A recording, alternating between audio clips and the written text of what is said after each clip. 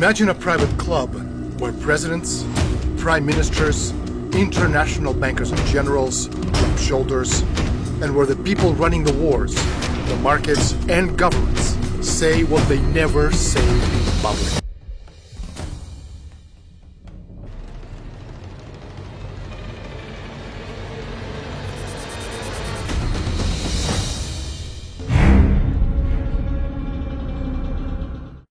Good afternoon, ladies and gentlemen. It's me, it's Daniel Eschel, and over the past few months, we have received a large volume of emails from our English-speaking community asking us to help people make sense of the world around us.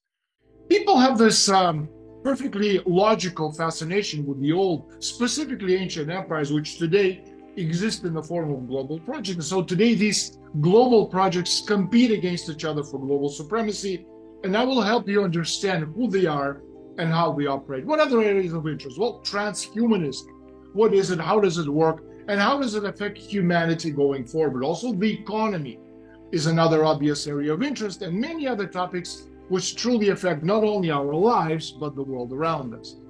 And so in this opening episode, we're going to look at the emergence of this transnational power elite, which over time reverberated in the proliferation of these globalist minded think tanks, such as, for example, the Council on Foreign Relations or the Trilateral Commission, for instance, all these secretive transatlantic organizations and meetings, of which we could say the Bilderberg Group is perhaps the most characteristic example of this case of this European unification. Okay, so imagine a private club where presidents and prime ministers and international bankers, representatives of the global ruling class, meet in private and discuss things they could never discuss publicly. Well, this is definition of the Bilderberg Group, and for over 70 years, this was one of the most secretive of any organization worldwide. And the reason that no one is willing to break the group's conspiracy of silence or stand up to it is because the Bilderbergers are simply too powerful to deal with. The secrecy of the Bilderberg Group has captured the imagination of novelists and also Hollywood blockbusters. From a Hollywood blockbuster, The International, to James Bond's Spectre and Stanley Kubrick's Eyes Wide Shut, these films are modeled on these covert organizations, and these films illustrate the fact that whenever regime change is needed anywhere in the world, whether this be based on the need to sustain a welfare state or to correct destabilizing capital flows, it only happens when the world body of power brokers decides to do it and post it on the agenda of their secret or private meetings. The Netherlands Prince Bernhard subscribed to the belief that severe economic dips, like for example the Great Depression, could be avoided if responsible and influential leaders, according to him, would actually manage world events from behind their necessary public posturing. And for this reason, he was asked to organize the first meeting of these like-minded representatives from all facets of the world's economic and political and industrial and military realms back in 1954. And they met at the Bilderberg Hotel in Oosterbeek, Holland, at the outskirts of Amsterdam, the capital of the Netherlands. And at the end of the meeting, the attendees agreed to form this secret association. Now, most reports contend that the original members named their alliance the Bilderberg Group after the hotel where they met for the first time. The hotel in question is the Bilderberg Hotel. At the time was owned by the Dutch royal family, so it's all was really very convenient. But there's also another side of the story, which why they call themselves the Bilderberg Group. You see, German-born Prince Bernhard was an officer in the Reiter SS Corps in the early 1930s. And he was on the board of the IG subsidiary Farbenbilder.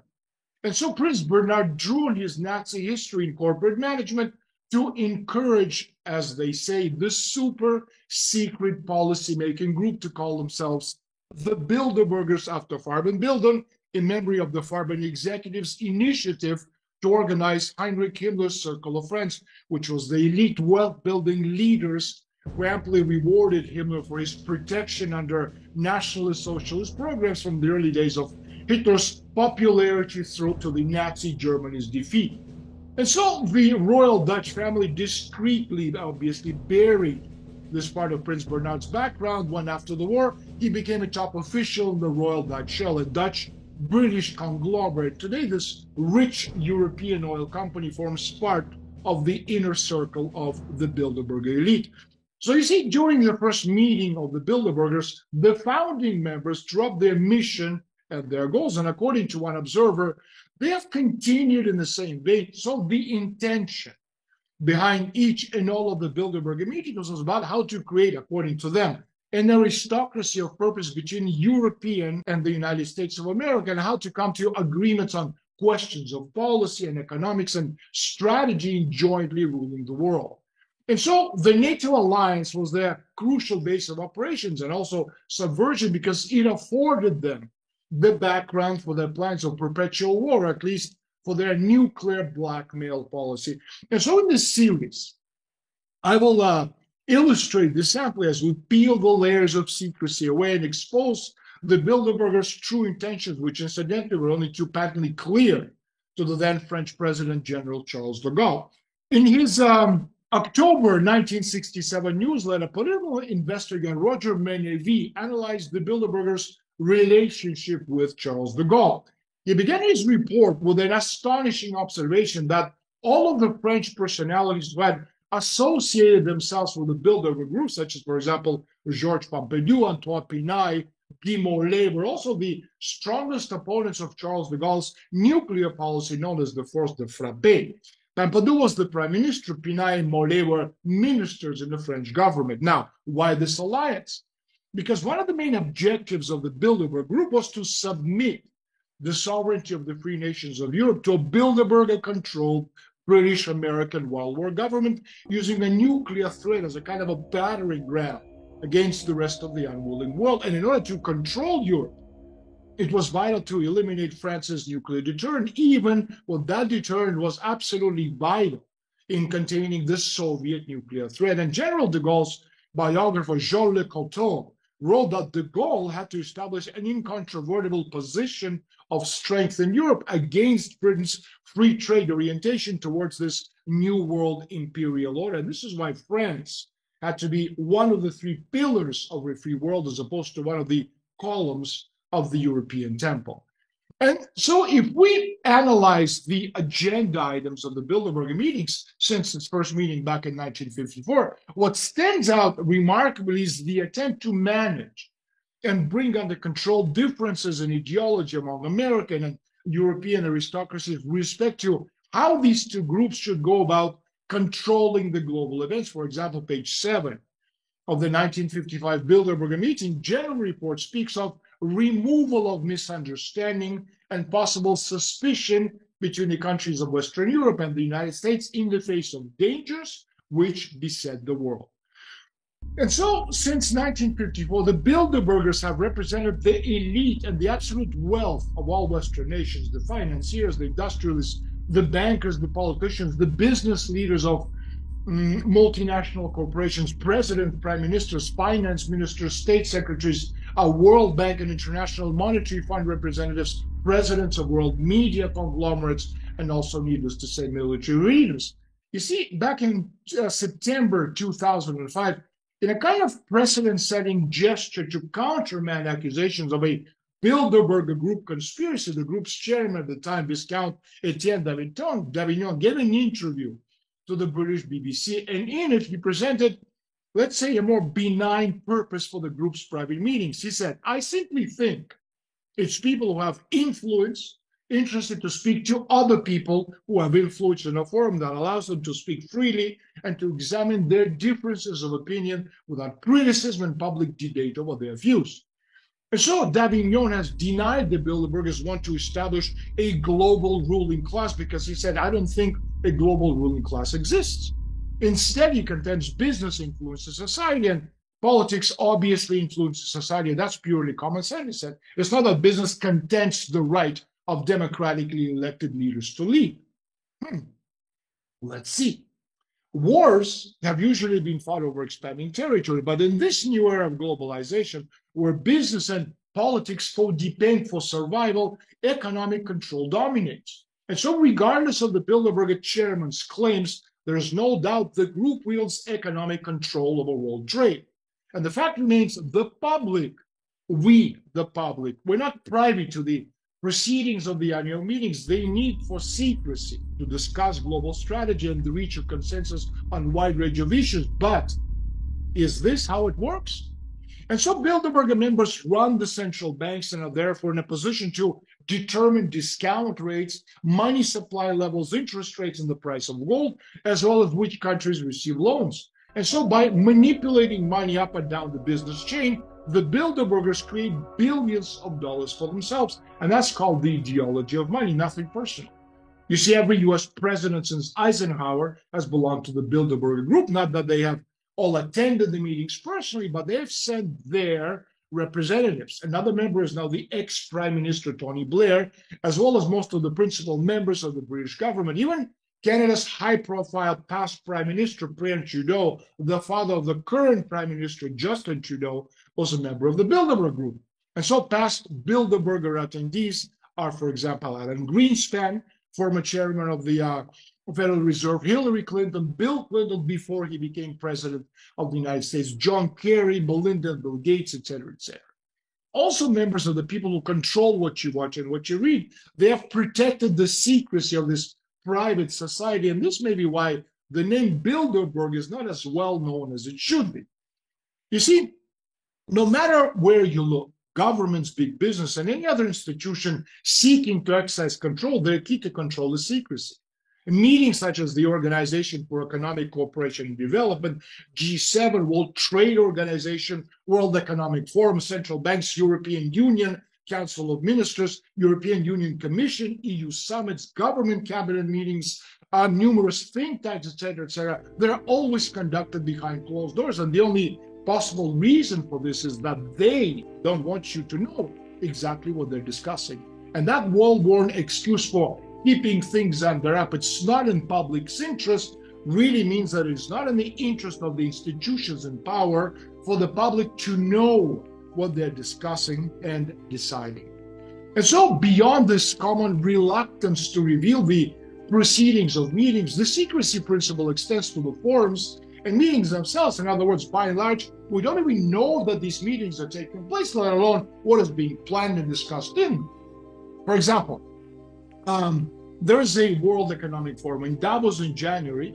The Bilderbergers at G7 meeting is in April and May. The International Monetary Fund and World Bank annual conference in September. And so you have a kind of international consensus emerges and is carried over from one meeting to the next, but no one is really leading.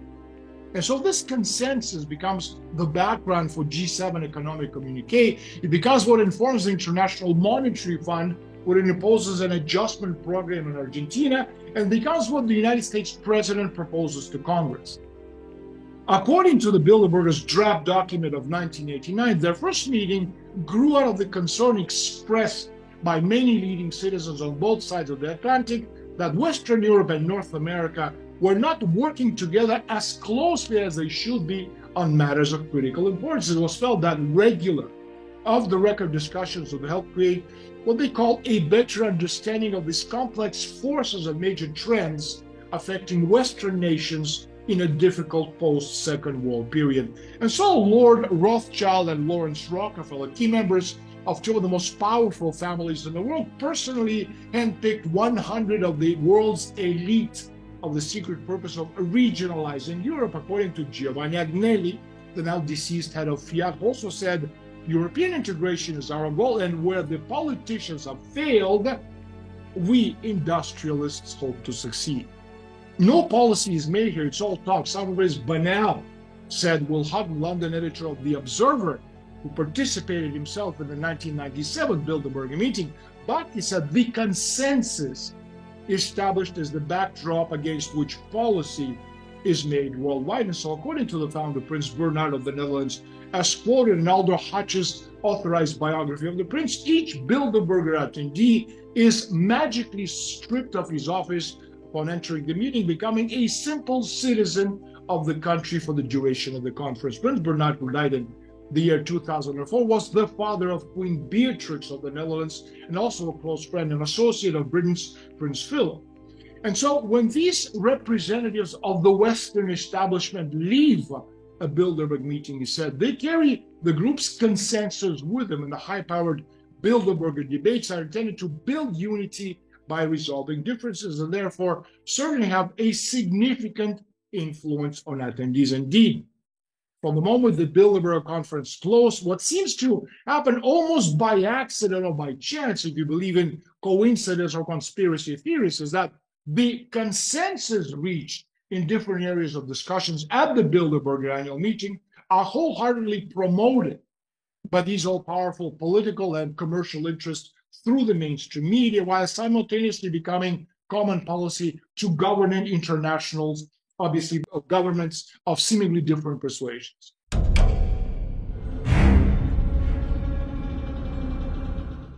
I want to tell you a little bit more about the meetings themselves, how the decisions are reached, and how these decisions miraculously become government policy the world over. So let's start with the Bilderberger Conference protocol. Nobody can buy their way into the Bilderberger meeting. It doesn't matter who you are, although needless to say, many very powerful corporations have tried. Now, the group's steering committee decides who to invite. What the Guardian newspaper of London aptly calls a Bilderberger person. And their qualifications haven't changed in over 70 years of the secret meetings. Essentially, what they're looking for is one world order enthusiast and a Fabian socialist. Now, what is a Fabianist? Well, Fabianists believe in what they describe as the democratic control of society and all its activity. And the key word here is, needless to say, control. And control of the individual is best achieved through global government. And so, according to the Bilderberger Steering Committee, the invited guests must come alone. No wives or girlfriends or husbands or boyfriends. Personal assistants are invited to the conference, but must eat in a separate hall. The guests are explicitly forbidden from giving interviews to journalists. They're also prohibited from taking pictures and, needless to say, posting them on their social media. And so, to maintain this aura of secrecy, Bilderbergers book an entire hotel for the duration of the conference, usually ranging from 3 to 4, maximum 5 days, with the entire building being cleared of all other guests by the Secret Service to ensure complete privacy and safety for the delegates. Now, all drawings of the layout of the hotel are classified, staff is thoroughly vetted, their loyalty questioned, the backgrounds verified, and political affiliations checked. Any suspect ones are removed for the duration of the event. Now, the host national government takes care of all the security concerns of the attendees and, needless to say, their entourage, and also pays the security costs to protect the intimacy and privacy of the all-powerful world elite. Bilderbergers hire their own chefs and cooks and waiters and secretaries, telephone operators, busboys, cleaning staff, and, needless to say, security personnel. The Bilderberger group pays for the delegates and also guest accommodations, and it's always a 5-star, some of the best hotels in the world. And also, Michelin chefs prepare the food. In fact, one of the criteria in choosing the hotel is the availability of some of the best and most renowned chefs, who, needless to say, are also sworn to secrecy. Now, the other is the size of the town, always a small town away from the spotlight of the big city and curious people. Now, all in all, about 120 to maximum 130 delegates are invited to the conference. 1/3 of the attendees are from the United States, the rest are from Europe and Canada. Latin American, Asian moguls belong to other organizations, and later on, in the later episodes, I'll explain to you who they are and how they work. Now, the guests usually arrive on a Wednesday. Meetings begin on a Thursday early in the morning. There are 4 daily sessions, 2 in the morning and 2 in the afternoon, except for Saturdays when there's only morning session. Now, on Saturdays, the Bilderberger conference officially ends at midday, and between midday and 3 or 4 or 5 p.m., the Bilderbergers, they play golf, they swim, they accompany, obviously, the organizers on an organized, be it a boat cruise or some kind of a helicopter ride. The seating plan is in a rotatable alphabetical order. For example, one year, Umberto Agnelli, the now deceased chairman of Fiat, might sit at the front row because his last name begins with the letter A. And the next year, you may have someone like Klaus Zimwinkel, a former chairman of Deutsche Post and Deutsche Telekom, might take his place because, again, his last letter begins with a Z. So one year, all the A's sit at the front, the next year, all the Z's sit at the front, and so on and so forth. So each country sends a delegation of typically 3 persons. You have an industry or business leader, a top-level minister, or a senator or a congressman, and also an intellectual, some kind of a chief editor of a leading periodical. The United States has the most participants because of its size. Smaller countries like Greece and Denmark and Portugal, therefore they have most two delegates. Now, Mexican globalists, they also belong, but not to the Bilderberger, but to the Trilateral Commission, and we get to them a little bit later. 1/3 of the delegates are from government and politics, and the remaining 2/3 are from the industry and finance, education, labor, communications, and more delegates, needless to say, are fluent in English, with French being the second language of choice. So that takes care of the conference protocol. Now let's talk about the Bilderberger Rules of Procedure.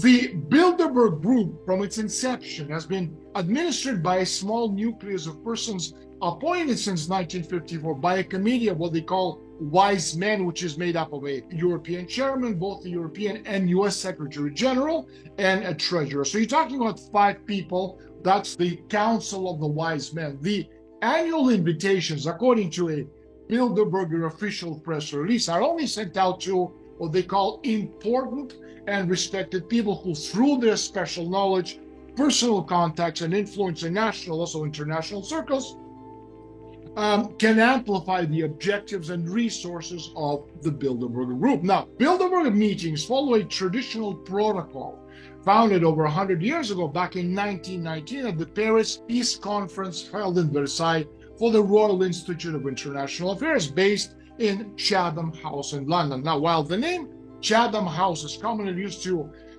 refer to the institute itself, the Royal Institute of International Affairs is the foreign policy executive arm of none other than the British monarchy. And according to the Royal Institute of International Affairs procedures, when a meeting is held under the Chatham House rules, participants are free to use the information received, but neither the identity nor the affiliation of the speaker or speakers, nor that of any other participant, may be revealed publicly, nor may it be mentioned that the information was received at the meeting of the institute itself. And so the founders of the Bilderberg Group based their meetings on the Chatham House rule because, well, you see, this allows people to speak as individuals and also to express views that, let's say, may not be those of their organizations, of their countries, or their political parties, while at the same time encouraging free discussions.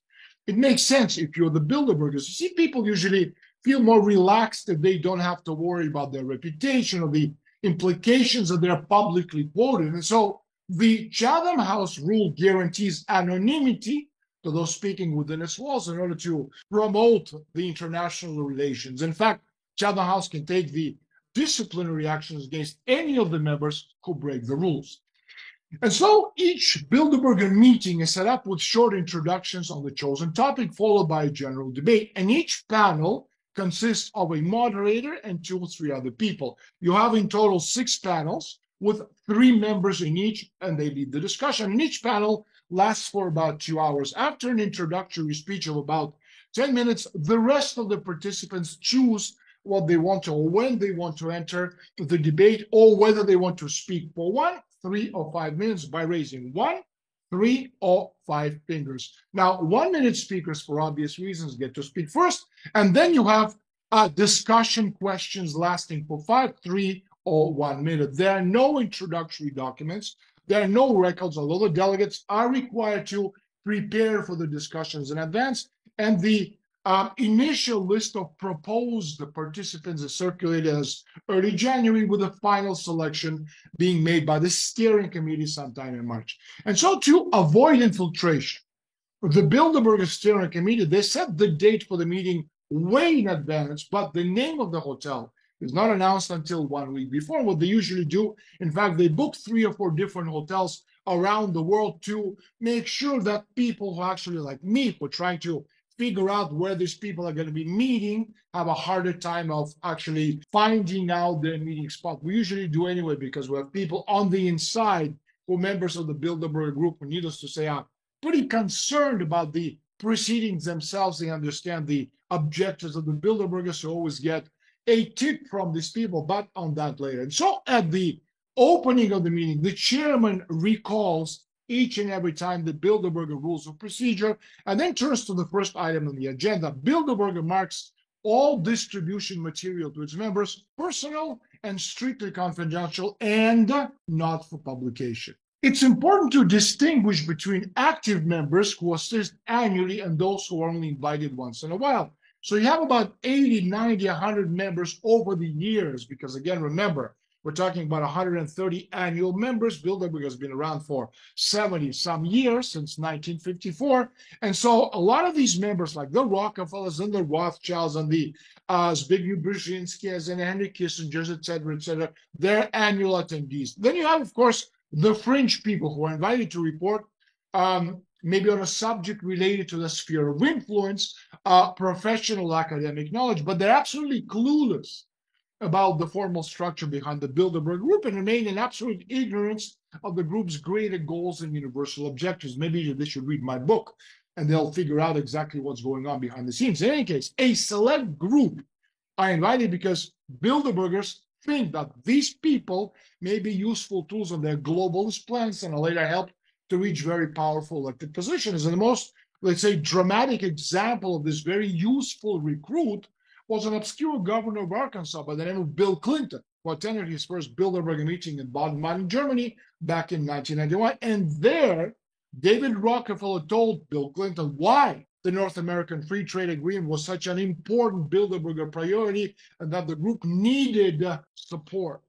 And the next year, Clinton, who absolutely said, David, do you want me to support this if I'm elected president? And David Rockefeller said, absolutely, we do. And Clinton said, absolutely, I will. And so he extended his hand and he shook Clinton's hand and then he said to Bill Clinton, thank you, Mr. President. Well, we know what happened in 1982. Clinton was elected president, and guess what?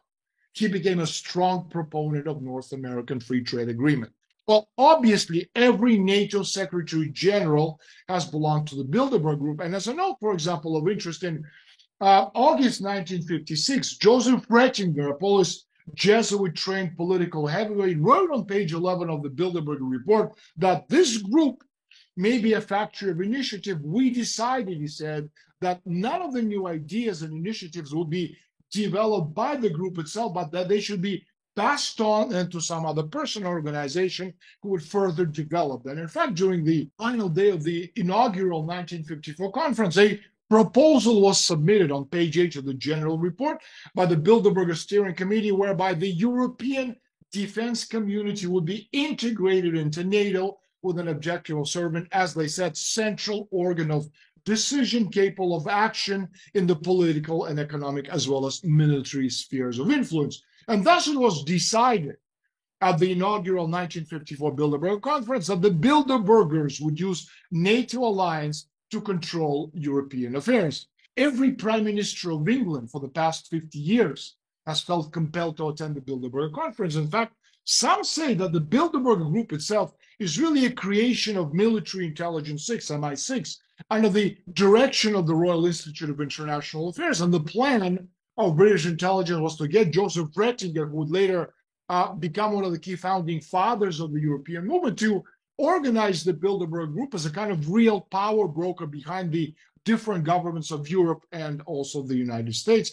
And so, according to another observer, Ratzinger was funded with secret money from the United States State Department and kept afloat with massive subvention through Thomas Braden, head of the CIA's International Organization Division. And so the Bilderberger Group may in fact be a natural extrapolation of Britain's Coefficients Club, another very secretive organization founded way back when in 1902. And Lord Alfred Milner spoke of his vision for the future during a 1903 meeting of the Coefficients Club at the St. Erman's Hotel over half a century before the Bilderbergers were founded. At the meeting, Milner stressed some very important points. He said, we must have an aristocracy, but not of privilege, but of understanding and purpose, or mankind will fail. And here he said, my peculiar difficulty with democracy comes in if humanity at large is capable of that high education, those creative freedoms our hope demands, much must be done in a much better way and more vigorously so for it to become reality. And if those who have power and leisure now and freedom to respond to imaginative appeals cannot be won to the idea of collective self-development, then the whole of humanity cannot be won to that. And he said, The solution does not lie in direct confrontation with people. We can defeat democracy because we understand the workings of the human mind, the mental hinterlands hidden behind the persona. And so we can put the words of Lord Milner in perspective better by reviewing what Italian industrialist, the late chairman of Fiat, Giovanni Agnelli, had to say. He said, European integration is our goal, and where the politicians have failed, we industrialists hope to succeed, and indeed they have. And so if the MI6 needed a royal face to give the Bilderberger public support and promotional possibilities, what they looked for is for Prince Bernhard of the Netherlands, known as a playboy and for his numerous close ties to the European royalty and top industrialists, was in fact an ideal contact man and thus was seemingly given the diplomatic presidency of the Bilderberg Group. But in fact, it was Joseph Ratzinger who actually managed the group from behind the scenes until his death on June 12, 1960. And then in 1957, the Bilderberg Conference initiated Denis Healey into its ranks. And Britain's Healey was often described as the best Labour politician never elected.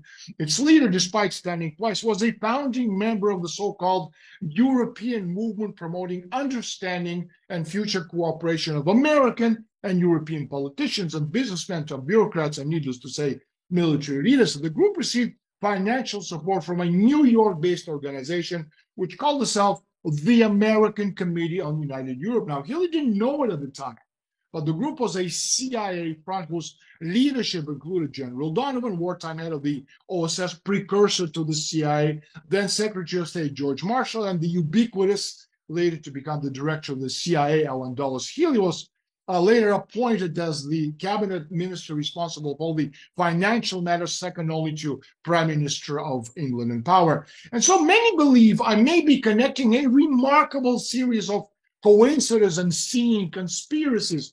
Perhaps, but coincidences grow thicker.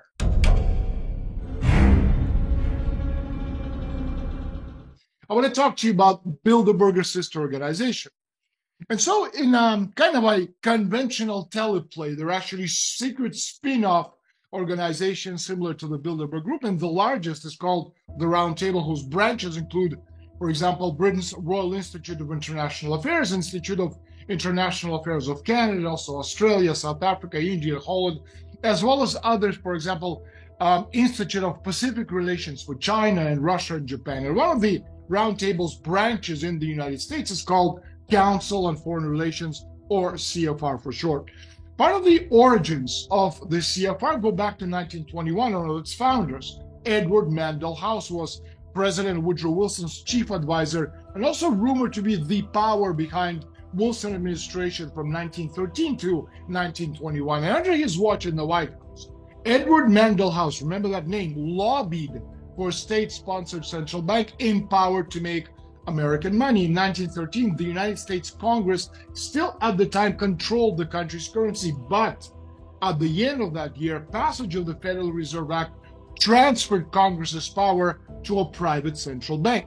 He also proposed the 16th Amendment to the United States Constitution, which introduced the graduated income tax. So Edward Mandell House also wrote the plan for the League of Nations, which was President Wilson's prized proposal of the 1919 Paris Peace Conference.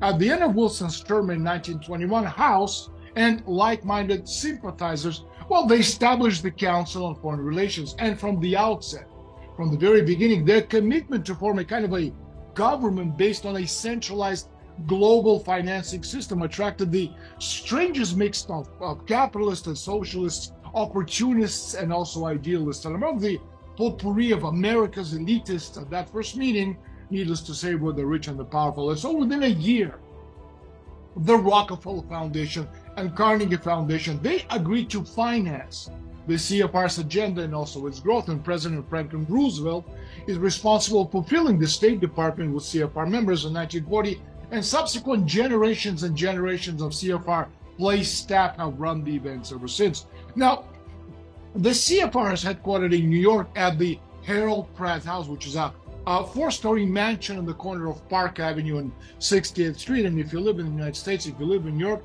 you actually go by and see this beautiful building and also part of the legacy of what the United States secret societies are all about. And the widow of the heir to the Standard Oil Rockefeller fortune, Charles Pratt, donated the building for its use for the Council on Foreign Relations back in 1929.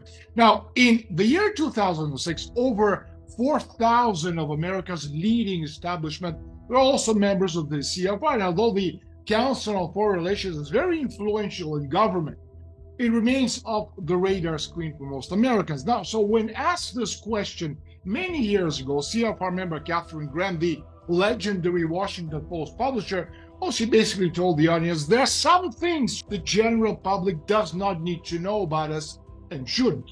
Point taken. And so historian Arthur Schlesinger Jr. has called the Council on Foreign Relations a kind of a front organizations for the hearts of the American establishment. Newsweek has referred to CFR's leaders as the foreign policy establishment of the United States. Richard Grover, writing for the Esquire magazine, saw them as a kind of sort of presidium, he said, for that part of the establishment that guides our destiny as a nation. And so the 200 plus journalists, correspondents, communicator executives who belong to the CFR defend the group's right to privacy discussions on the basis of a supposed need for a forum where concerned leaders can speak freely to analyze critical events affecting American foreign policy, American political directions, and also in the world economy. There to have, as I said, any hope of developing solutions and our policies for America's better future. And so once these solutions and policies are announced, then the Council on Foreign Relations welcomes press coverage and also press debate. However, when any organization does not tolerate open publications of their discussions and activity, well, we have to wonder at the information we are provided by this organization. There's another coexisting organization with the same global objective, except its members represent global trade alliances, North America, Western Europe, and Pacific Asia. And it's called the Trilateral Commission, and it was founded and financed by David Rockefeller back in 1973. And so many of the same individuals who belong to the CFR and to the Bilderbergers also joined the Trilateral Commission. And so CFR members comprise Americans only. The Bilderberger group is limited to the members from the United States, from Canada, and Western Europe. And the Trilateral Commission brings together global power brokers, as I will discuss in later episodes. And David Rockefeller, whose family financed the CFR, is a common denominator among these parallel groups. Not only is he, the CFR was at the time, the CFR chairman emeritus, but he also continued until his death to provide financial and also personal support to the Trilateral Commission, to Council on Foreign Relations, and to the Bilderberg Group. And so it's no wonder then that critics see these three organizations kind of comprising self-interested elitists protecting their wealth and the investments of these multinational banks and corporations in the growing world economy at the expense of the developing nations, third world countries, etc. And the policies they develop benefit them as well as move us towards a global government. And so to appreciate the extent of power of the Bilderbergers and Council on Foreign Relations and the Trilateral Commission, it's enough to recall that almost all of the presidential candidates for both parties in the United States, the Republicans and the Democrats, have belonged to at least one of these organizations. Many of the U.S. congressmen, senators, most major policy-making positions, especially in the field of foreign relations, much of the press, most of the leadership of the CIA, the FBI, Internal Revenue Service, and many of the remaining governmental organizations in Washington, CFR members occupy nearly all White House cabinet positions. For example, of the CIA directors, only James Schlesinger, who briefly headed the CIA in 1973, was not a CFR member. He was, however, a protege of CFR member Daniel Ellsberg, famous for the release of the Vietnam-era Pentagon Papers, and his appointment was approved by Henry Kissinger, key Bilderberger, CFR, and Trilateral Commission leader. Of the U.S. presidents, for example, we have seen a string of CFR members winning the elections every 4 years. Let's go back to the beginning, post-World War II. Again, remember, Bilderberger was founded in 1954. So, in 1952 and 1956, CFR Adlai Stevenson challenged CFR member Eisenhower. In 1960, it was the CFR member Nixon versus the CFR member Kennedy. In 1964, the conservative wing of the Republican Party stunned the establishment by nominating its candidate Barry Goldwater over Nelson Rockefeller. And Rockefeller and the CFR wing portrayed Barry Goldwater as a kind of dangerous radical who would abolish Social Security, drop atom bombs on Hanoi, and in general be a reincarnation of the fascist dictator Mussolini. Needless to say, Goldwater was humiliated and Johnson won in a landslide. And then in 1968, it was CFR member Nixon's turn against CFR Democrat Hubert Humphrey. In 1972, it was CFR President Nixon who took on the CFR Democratic challenger George McGovern. In 1976, it was CFR Republican President Gerald Ford who opposed the CFR Trilateral Commission challenger Jimmy Carter. In 1980, President Carter was defeated by Ronald Reagan. He, although was not a member of the CFR, he had in George H.W. Bush a CFR vice president. And Reagan, after becoming president, quickly staffed his office with 313 CFR members. It's kind of an interesting side note. The independent third-party candidate in the 1980 elections, John Anderson, was also a CFR member. And then in 1984, we have President Reagan contested Democratic CFR member Walter Mondale. In 1988, we had Republican contender for the office of the President of the United States, George H.W. Bush, ex-CIA boss and CFR member, who took on Michael Dukakis, the little-known CFR governor of Massachusetts. And then in 1992, President Bush faced an obscure governor from a backward state of Arkansas as his competitor for the presidency. This was Bill Clinton, a Bilderberger, as well as member of the CFR and the Trilateral Commission. And when Clinton became president, he employed almost 100 members in his administration. And furthermore, the team of Clinton and Al Gore was financed and supported by CFR membership and their agenda. And then in 1996, Clinton fought off a challenge from a Republican veteran and another CFR member, Robert Dole. And in the year 2000, CFR Democrat Al Gore squared off against Texas Governor George W. Bush, son of the former President George H.W. Bush. Now, George W. Bush, who won, was not a CFR member, but as always is the case, he was surrounded by establishment in the corridors of power. For example, Bush's insider team included Condoleezza Rice, Dick Cheney, Richard Pearl, Paul Wolfowitz, Louis Libby, Colin Powell, Robert Zoellick, all CFR members. And then in 2004, incumbent Bush won against CFR and Bilderberger challenger Democrat John Kerry.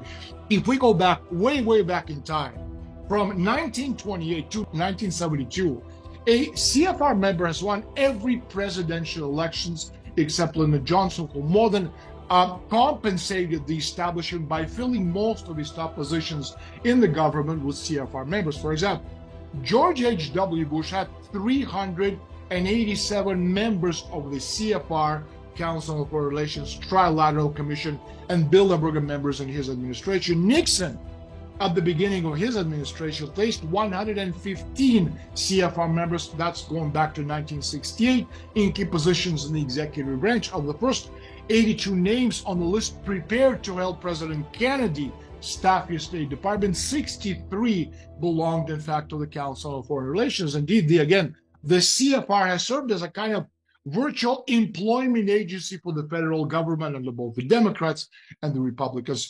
George Wallace, the American Democratic presidential candidate on 4 occasions back in the 1960s and also in the 1970s, made famous a slogan, "There's not a dime's worth of difference between the Democrats and the Republican parties," and he was absolutely right.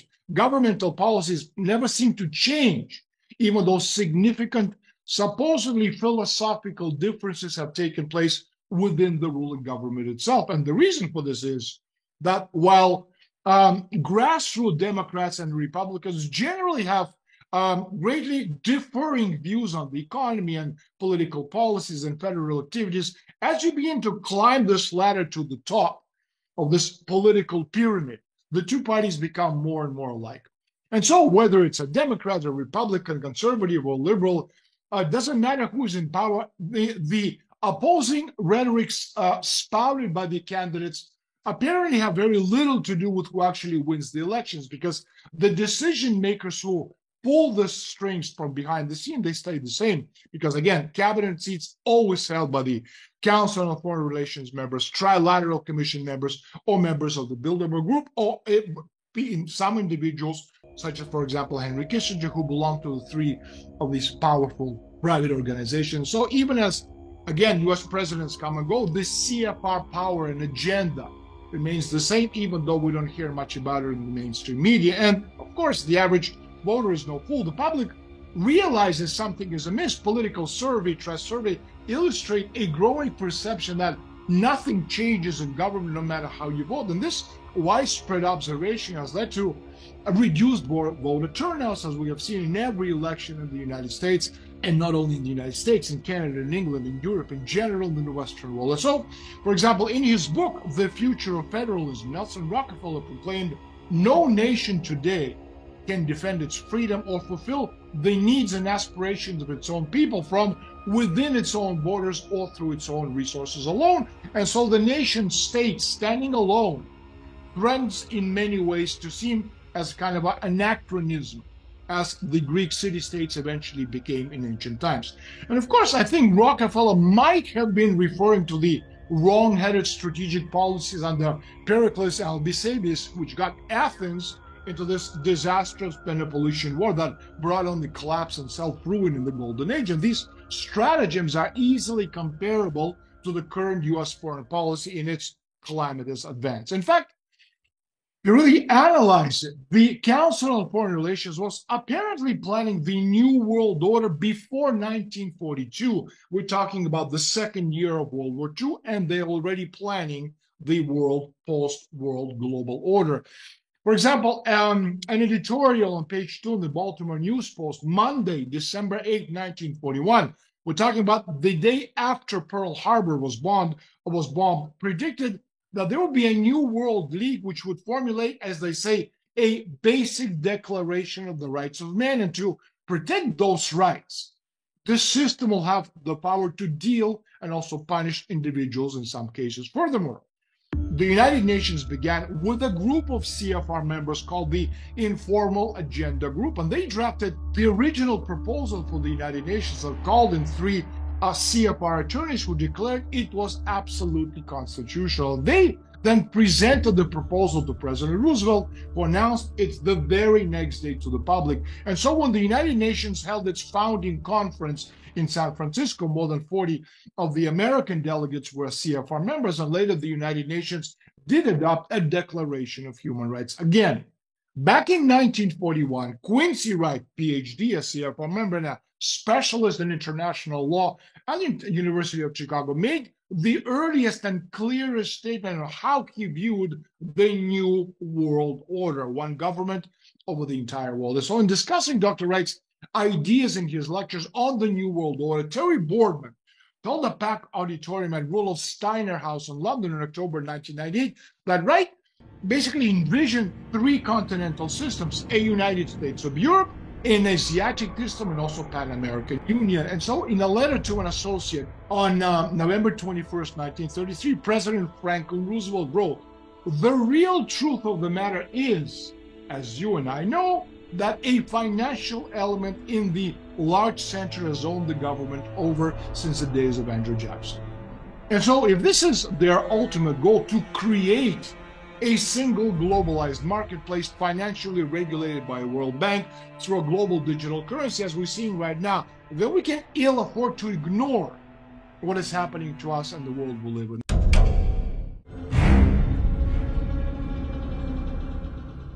It's imperative to understand that the conferences and meetings of the Council on Foreign Relations, also Council of the Americas, Royal Institute for International Affairs, Institute of Pacific Relations, Trilateral Commission, Gorbachev Foundation, Bill Gates Foundation, etc., and other places where major decisions are made or new strategies embarked. Rather, these social gatherings, because that's what they really are, capitalize on the CFR's use of its special discussion groups to advance its policies. And so, Council on Foreign Relations has historically operated in small groups of about 25 people who bring together leaders from different categories. In fact, there are 6 categories: industrialists, financiers, ideologues, military professional specialists such as lawyers, medical doctors, etc., and finally organized labor for detailed discussions of specific topics in the areas of foreign relations. So, how do the power elite make foreign policy?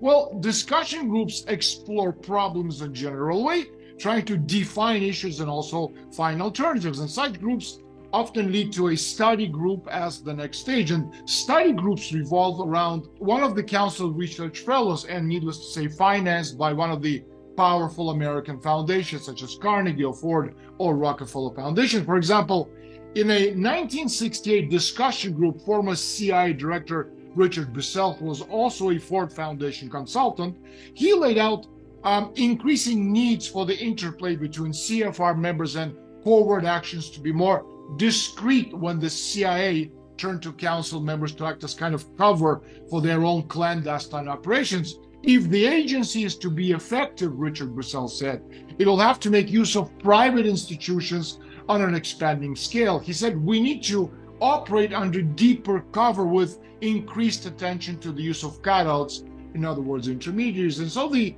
CIA interface with the rest of the world needs to be better protected. And then, referring to several blown operations, Bissell said that if various groups hadn't been aware of the sources of their funding, well, we might have been able to contain some of the damage.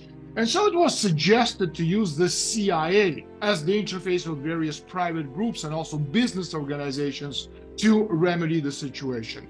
The CFR's influence seamlessly extends throughout the American way of life. The Council on Foreign Relations, while not financed directly by government, works so closely with it that sometimes it's difficult to distinguish council actions stimulating by government from autonomous actions not stimulated by the government itself.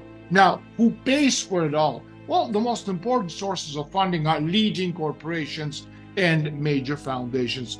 As to the foundations, the major contributors over the years have been the Rockefeller Foundation, the Carnegie Foundation, and the Ford Foundation. All foundations which support Council on Foreign Relations are in turn directed by men, for example, from companies such as Bichelle Construction, Chase Manhattan Bank, Kimberly-Clark, Monsanto Chemicals, and dozens of other well-known global mega corporations. And further to complete the circle, most founders, directors, are also members of the CFR. For example, in the early 1960s, Dan Smoot found that 12 of 20 Rockefeller Foundation trustees, 10 of 15 Ford Foundation trustees, and 10 of 14 Carnegie Foundation trustees were also members of Council on Foreign Relations. And still, after all this information is out, some people feel that, well, we're grasping at straws. After all, business influences society, they say, and politics influences society. That's purely common sense. Apparently, it's not that business contests the right of democratically elected leaders to lead. That's what they say, right? Well, let's see.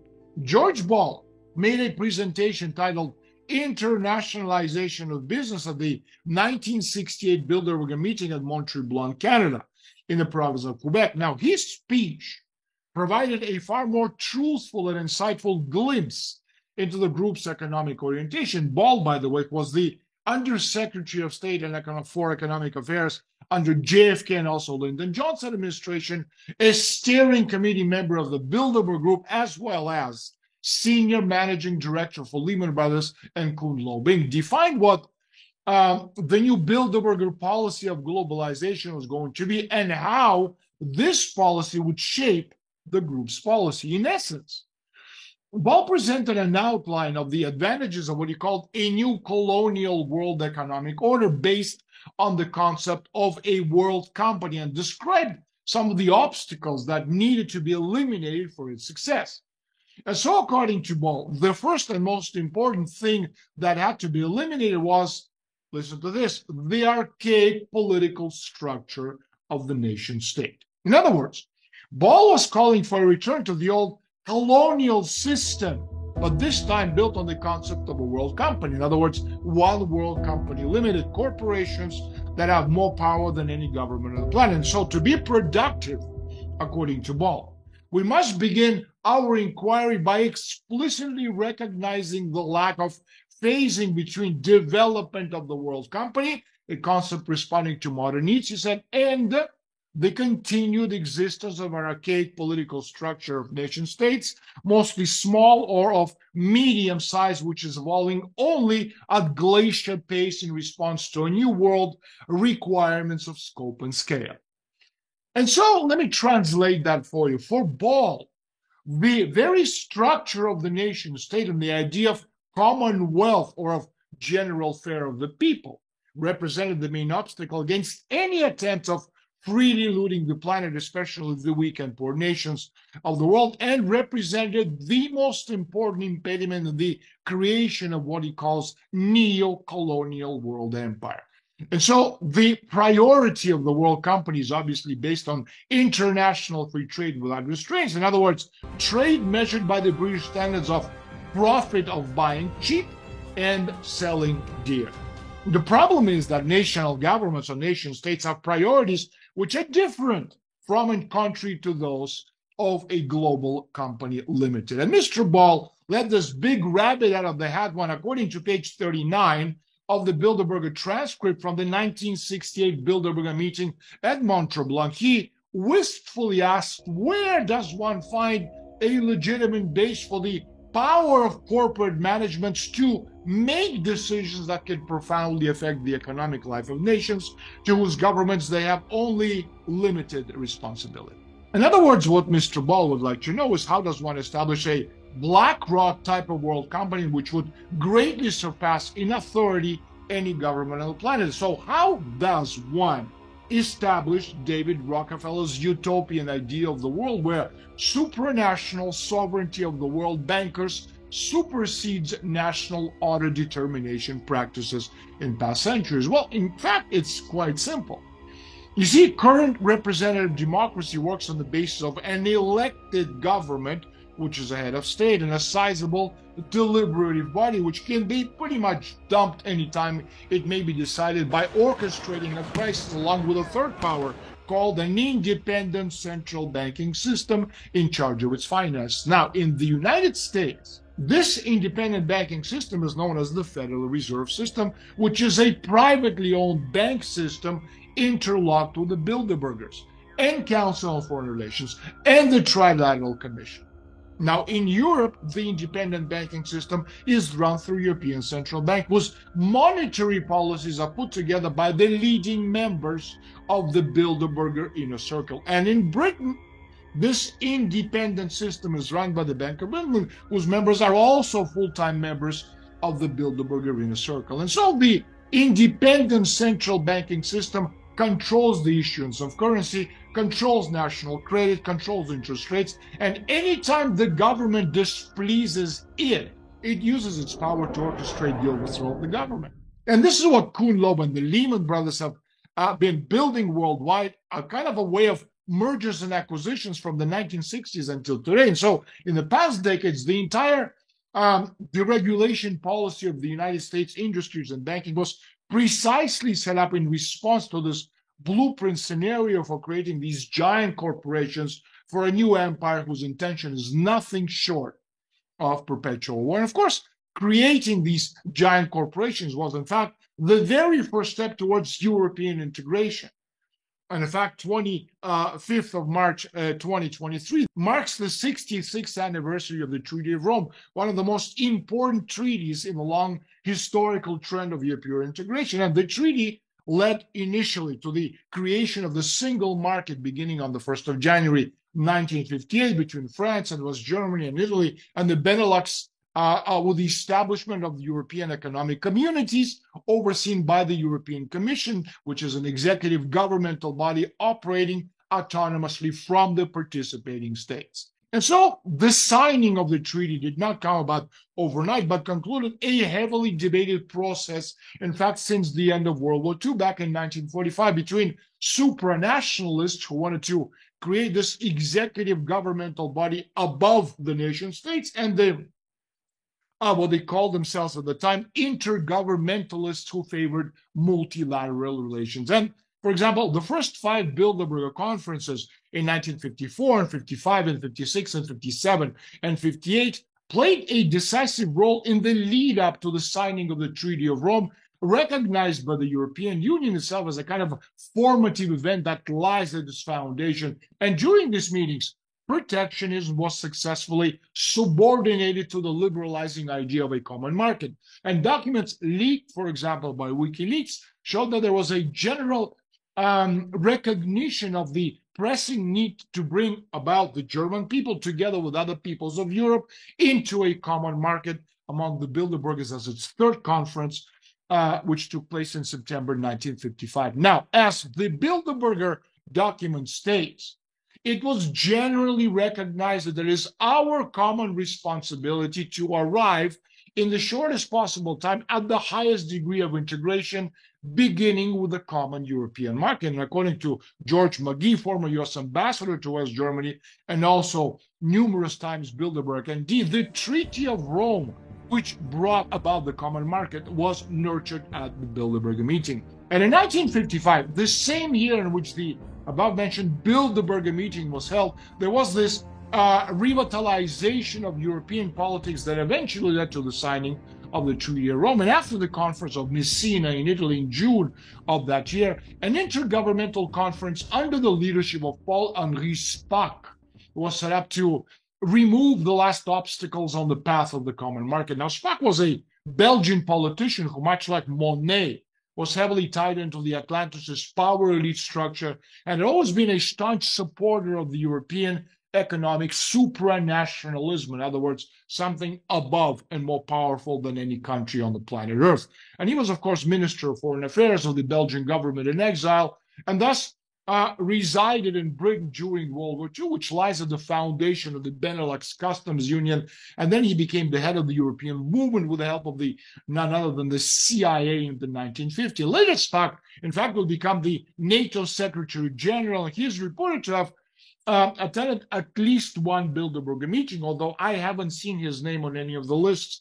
There is enough evidence to believe that he did attend. Now, there were, however, a number of other insiders behind the scenes that played a very important role in this Spaak report as well. And these included famous names. Robert Rothschild, which is a direct descendant of the founder of the Rothschild banking dynasty, Mayer Amschel Rothschild, and also Etienne d'Avignon, a well-known Eurocrat who has attended every Bilderberg meeting imaginable. In fact, he was a member of the steering committee and even served as the chairman of the Bilderberg Group in 1998, 1999, year 2000, and 2001. And so the final negotiations transpired relatively smoothly in the Benelux countries, Italy and West Germany, but the French government was not convinced about joining the Union despite de Gaulle's temporary disappearance from the political stage after it was assured that the inclusion of Monnet's Eurotown plan, which centered around the cooperation in the field of atomic energy,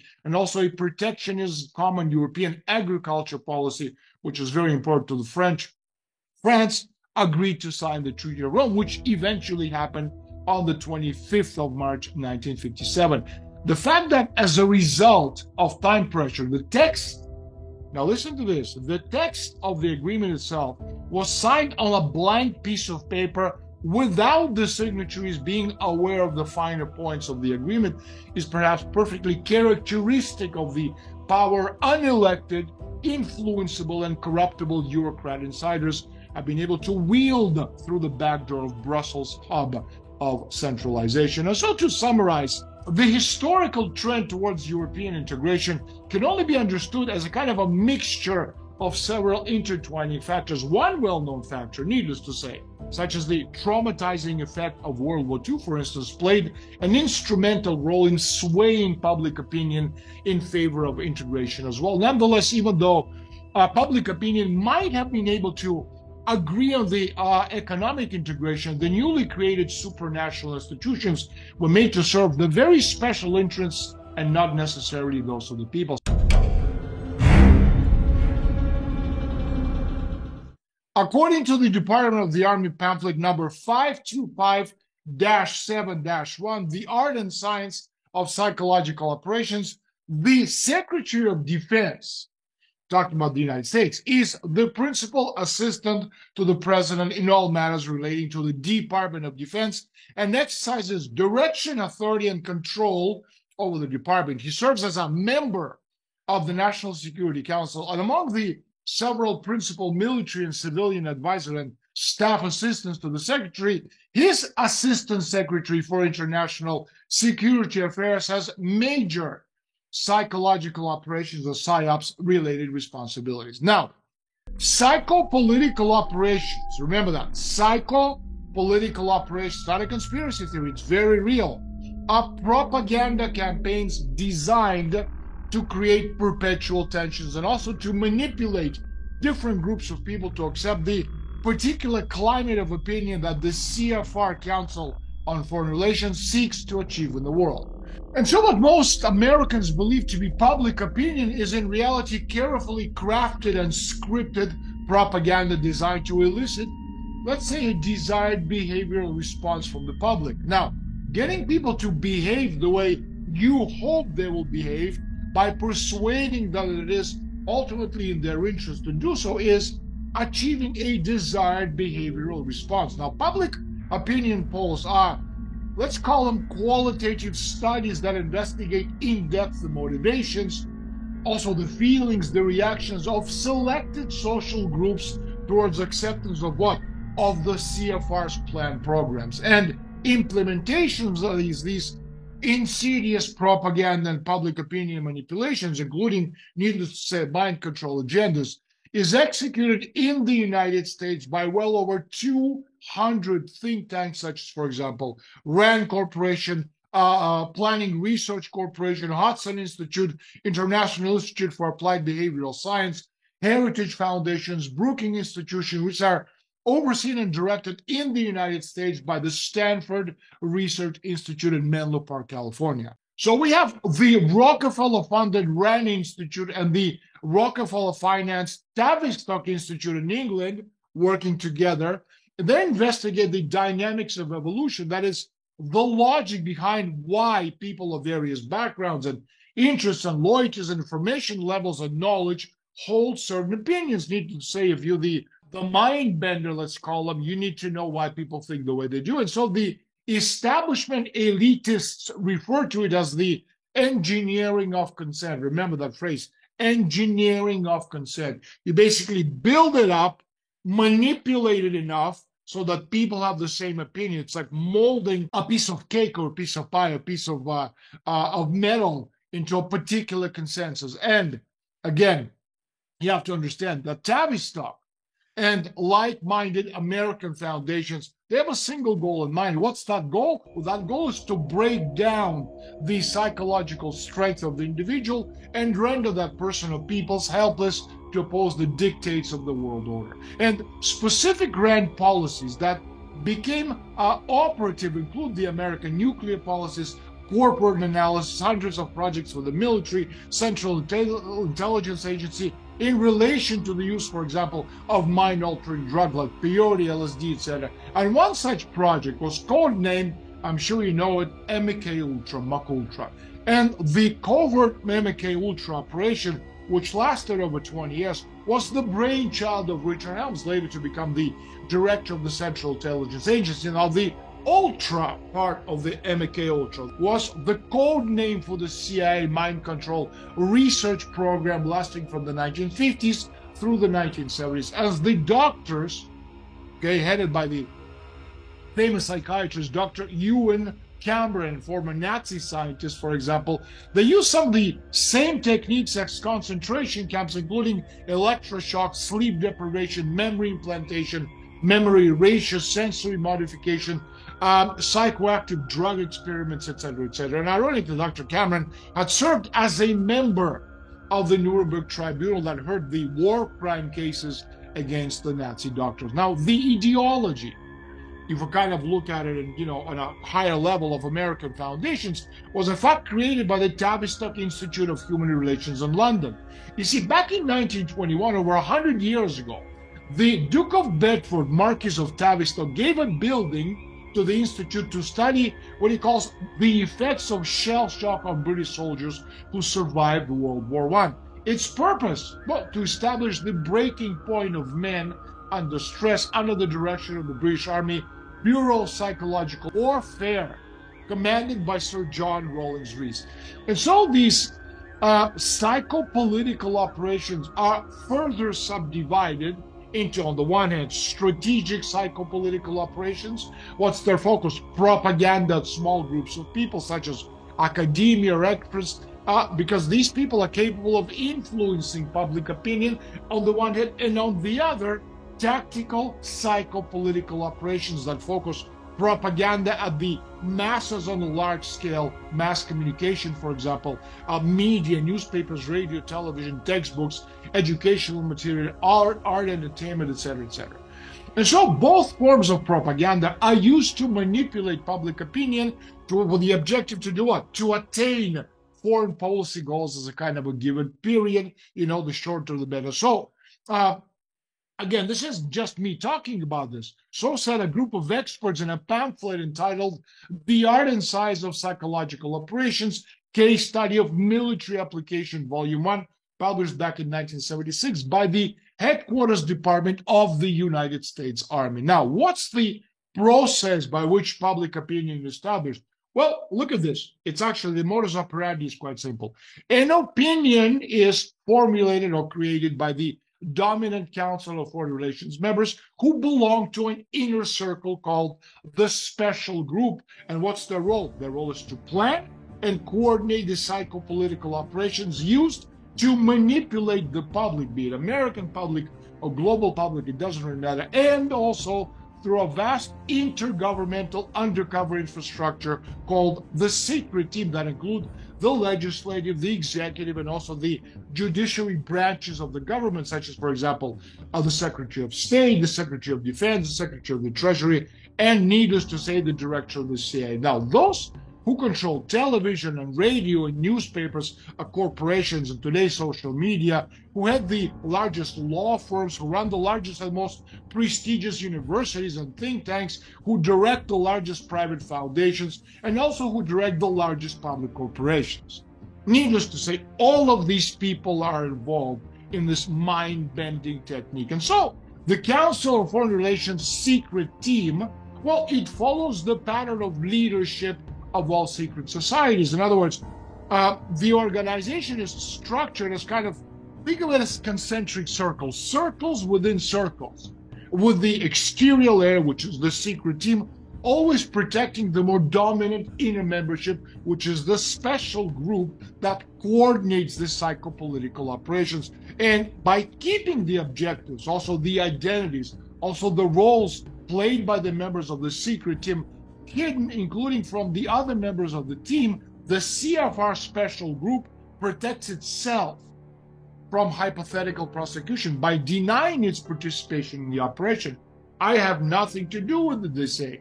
It wasn't us. We have nothing to do with this. Where is our name? We're not here. We don't know anything about it.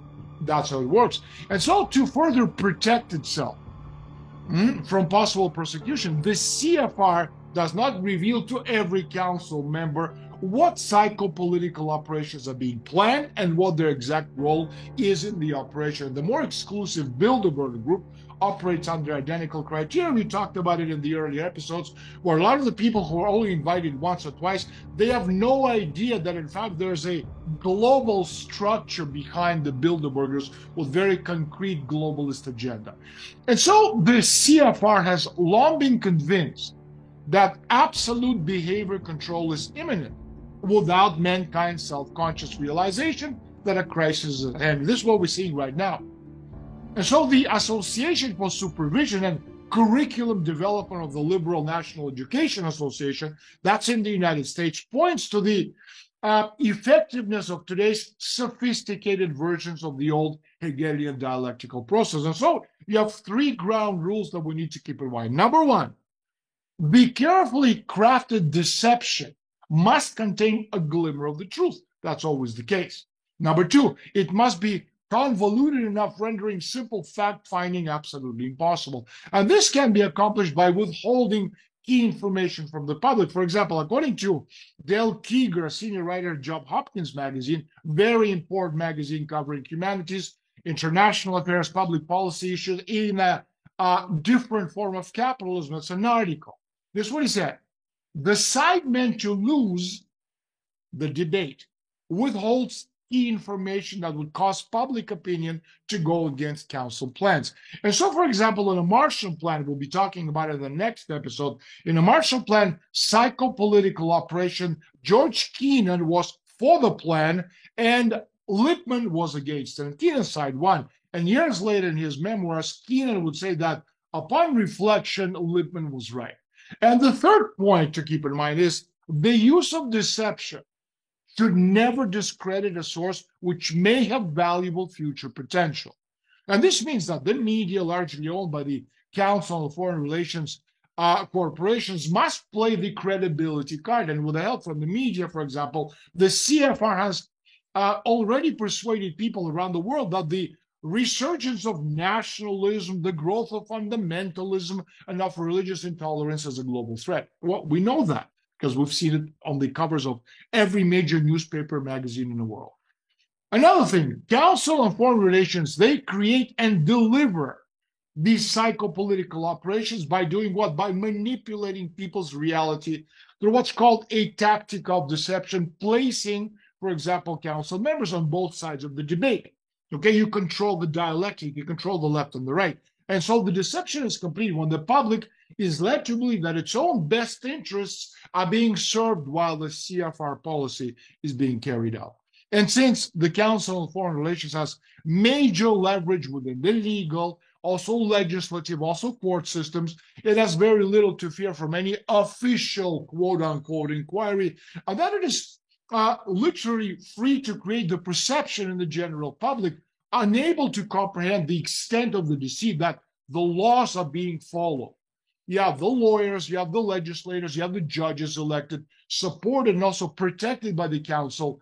Well, they're committing blatant illegalities to further CFR's aims or to hide, for example, improprieties, which, if exposed, would cause great public outcry. And again, an additional tactic of deception used to achieve the aims of the Council of Foreign Relations is to finance and oversee a legitimate study by a respected organization with the express aim of manipulating public opinion by clever use of the right language. We're told, well, so this isn't any kind of a secret society. Look, this is a very important study, and we're doing it on your behalf, in your name, and for your best interests. And people, unfortunately, a lot of the times believe that to be the case. The Council on Foreign Relations uses tax-exempt foundations as kind of a principal conduit to funnel money to favorable policymaking processes. Nearly 40% of all foundation assets were controlled by the top 10 or top 11 foundations, who in turn were controlled by none other than Council on Foreign Relations. And furthermore, the directors or the trustees have great latitude in directing the use of foundation monies to underwrite research, investigate social problems, assist universities, establish think tanks, endow museums, always and as long as the individuals in question play the game according to the rules of Council on Foreign Relations, the Trilateral Commission, and the Bilderbergers. Now, for example, the RAND National Defense Research Institute is a federally funded Council on Foreign Relations think tank sponsored by the Office of the Secretary of Defense and also headed by Council on Foreign Relations members Michael Rich. And the clients include the Pentagon, AT&T, Chase Manhattan Bank, IBM, the Republican Party, U.S. Air Force, U.S. Department of Energy, NASA, and the interlocking leadership between the trustees at RAND and the Ford and the Rockefeller and the Carnegie Foundations. That's a classic case of CFR Bilderberger modus operandi. It's always interlocked, concentric circles within circles. And the Ford Foundation, for example, gave $1 million to RAND back in 1952, an incredible sum of money. At the time when the president of the Ford Foundation was simultaneously the chairman of RAND. Okay, so again, if you kind of go back and understand how the structures of these foundations work and how they are interlocked with some of these powerful global organizations, such as the Bilderbergers, Council of Foreign Relations, Trilateral Commission, it makes it easier to understand how these powers behind the scene operate on a global scale. Let me give you another example. In July 1992, influenced by the uncertainty of the dissolution of the Soviet Union, also alarm at the impending changes in Eastern Europe, RAND brought together the leading world experts to discuss the problems in the new world environment. And the resulting document was revised, that is, again, molded to the objectives of RAND and published at the Summer Institute report titled Peacekeeping and Peacemaking After the Cold War. And according to the report, the Secretary General of the United Nations defines peace building as post-conflict action. Now, let me say it again. Okay, post-conflict action. And the Secretary General has linked preventive diplomacy with preventive deployment of military forces. And so RAND stresses that the Secretary General, his agenda for peace, emphasizes the need for governments to share information on political or military situations. In so doing, he's asking for an expansion of intelligence sharing. You understand that? And suddenly the big brother is on a global level. We have intelligence sharing, so everybody knows what everybody else is doing. And considering that all of these everybody's are the people on a supranational level who belong to these think tanks and foundations and the secretive organizations such as the Bilderbergers Council on Foreign Relations, Trilateral Commission, it makes sense what RAND is saying in their report. Again, I emphasize that RAND's expertise in misinformation and manipulating large groups of people is one of the key attributes of this Rockefeller CFR-funded corporations. I want to tell you about the role that they played in the post-World War II Marshall Plan. Now, the Marshall Plan is so-called for the speech on June 5, 1947, by former General and then U.S. Secretary of State George Marshall at Harvard University. Now, Marshall proposed a solution to the disintegrating economic and also social conditions that faced European Union or Europeans in the aftermath of World War II.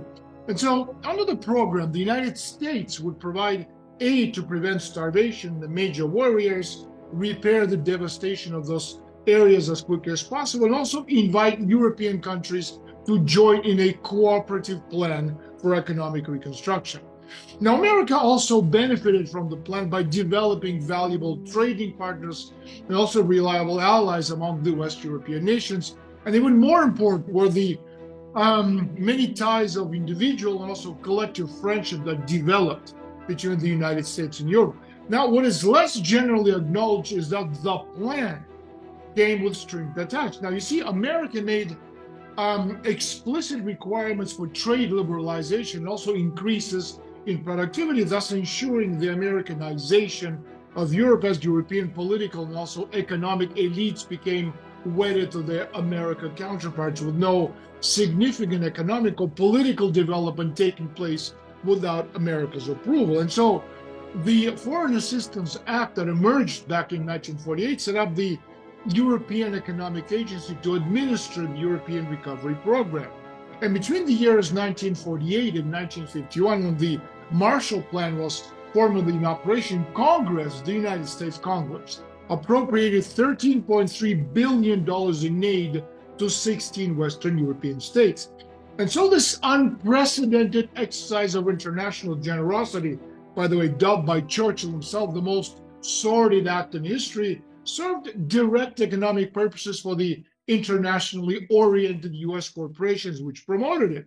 For example, one of the sponsors of the plan was William Clayton, the Undersecretary for Economic Affairs of the United States. Now, his own company, Anderson Clayton Company, secured $10 million of Marshall Plan orders up to the summer of 1949. But there was also the hidden aspect of the plan. You see, back in 1949, George Bundy, former Ford Foundation president, took on a project with the Council on Foreign Relations in New York to study Marshall Plan aid to Europe.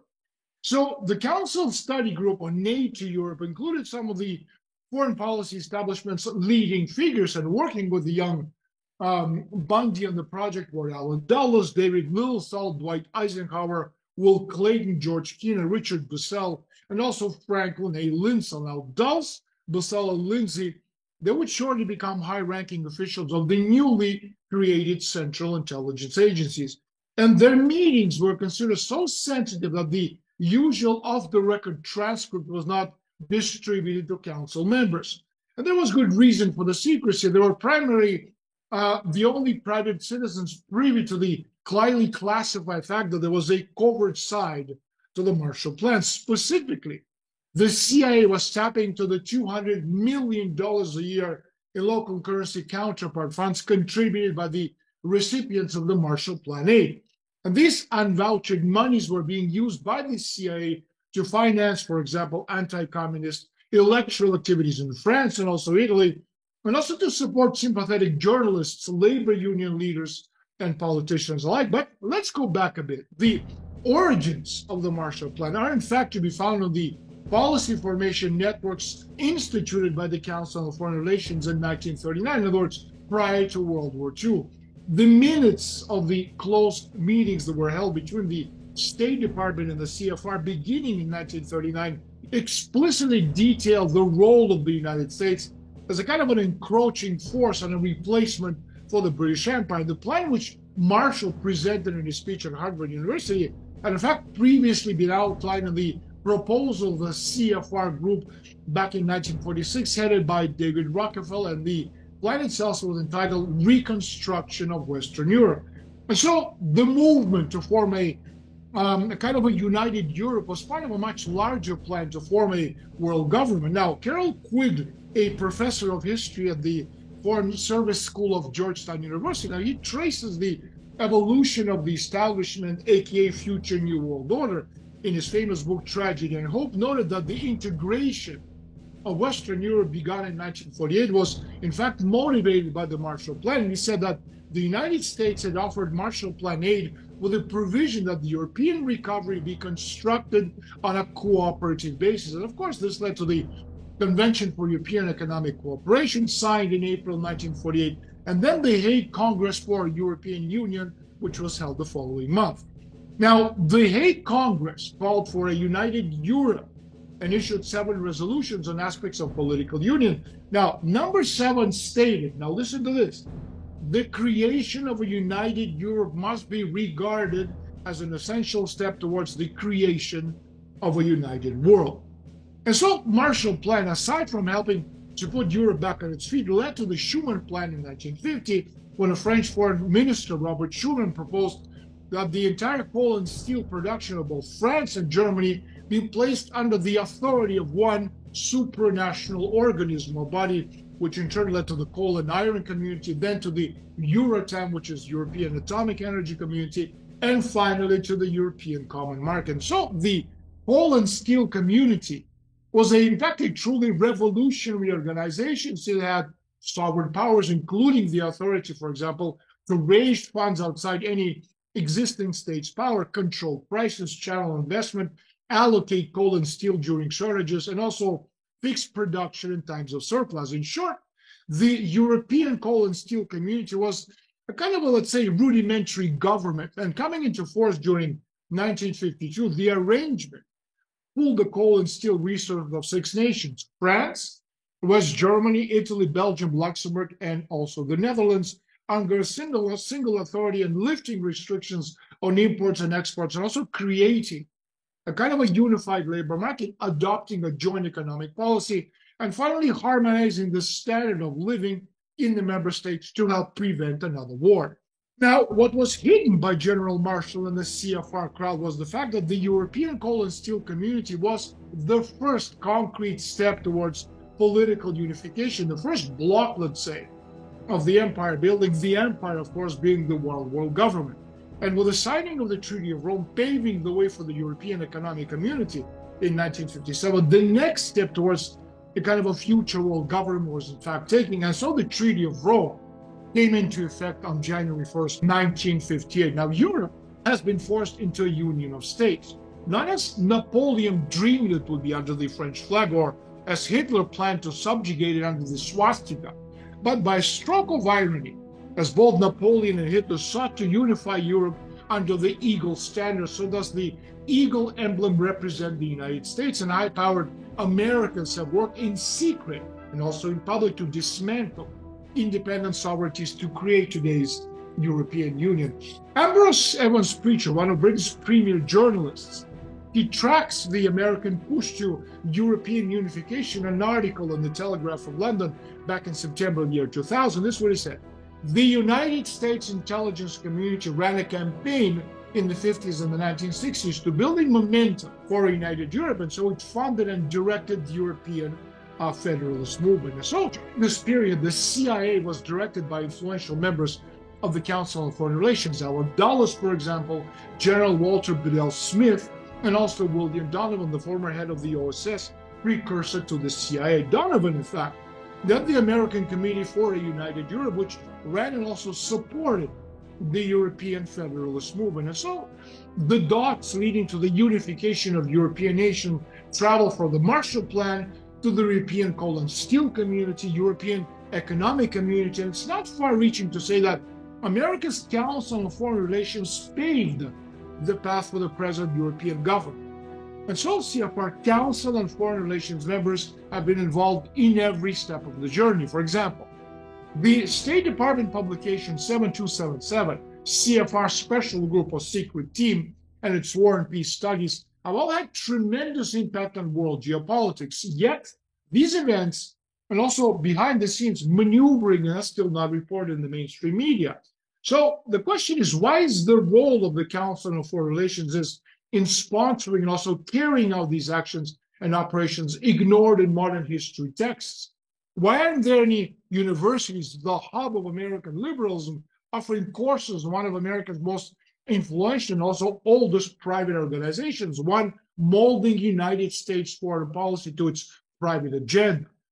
And then why haven't Pulitzer Prize-winning investigative journalists, university professors, historians, authors, statesmen, politicians, and also researchers noticed the evolution towards this one world government? Socrates, at least, would have been appalled. The human being investigates and thereby learns, and topic or any topic is grist for a thinker. So is the public's lack of intellectual curiosity a kind of symptom of the mental pacification to come? Now, I acknowledge that it is difficult for people to believe that the Council on Foreign Relations is a secret organization with ulterior motives when the Council offers, for example, a copy of its annual report containing a list of all members, plus invites the public to subscribe to the Council's publication, Foreign Affairs, as well as browse through its webpage. There it is. I explained that the CFR's International Advisory Board consists of 40-odd members chosen from Europe, North and South America, Africa, Asia, and the Middle East, and that they, and I quote, are invited to comment on institutional programs and strategic directions and on practical opportunities for collaboration between the Council and institutions abroad. And then, unlike the Bilderberg Group, the CFR even has a secretary who politely answers most of the questions. However, it's all a ruse. Their true intentions can be found within the pages of the very annual reports they so politely hand out to the public each year. And so, for example, when you examine the CFR's life member list, for instance, you find that 90% either serve on the Trilateral Commission or belong to the Bilderberg Group, and sharper scrutiny of the CFR's, for example, 1992 annual report, for example, reveals that the Council emphatically warning in many places on varying terms that members better not tell outsiders who said what and when. And if this is not a secret organization, then why would the CFR insist on members out of discretion? And so at this point, it is important to remember what Title 50, Section 783 of the United States Code, War and National Defense of the United States declares, and I quote, "It shall be unlawful for any officer or employee of the United States or any department or agency thereof or of any corporation, the stock of which is owned in whole or in major part by the United States or any department or agency thereof, to communicate in any manner or by any means to any other person whom such officer or employee knows or has reason to believe to be an agent or representative of any foreign government. Any information of a kind which shall have been classified by the President or by the head of any such department, agency, or corporation with the approval of the President is, or as affecting the security of the United States, knowing or having reason to know that such information has been so classified, unless such officer or employee shall have been specifically authorized by the President or by the head of the department, agency or corporation by which this officer or employee is employed to make such disclosure of such information. In other words, any group or individual who knowingly works against the United States to benefit a foreign power's taker of the country commits an act of treason.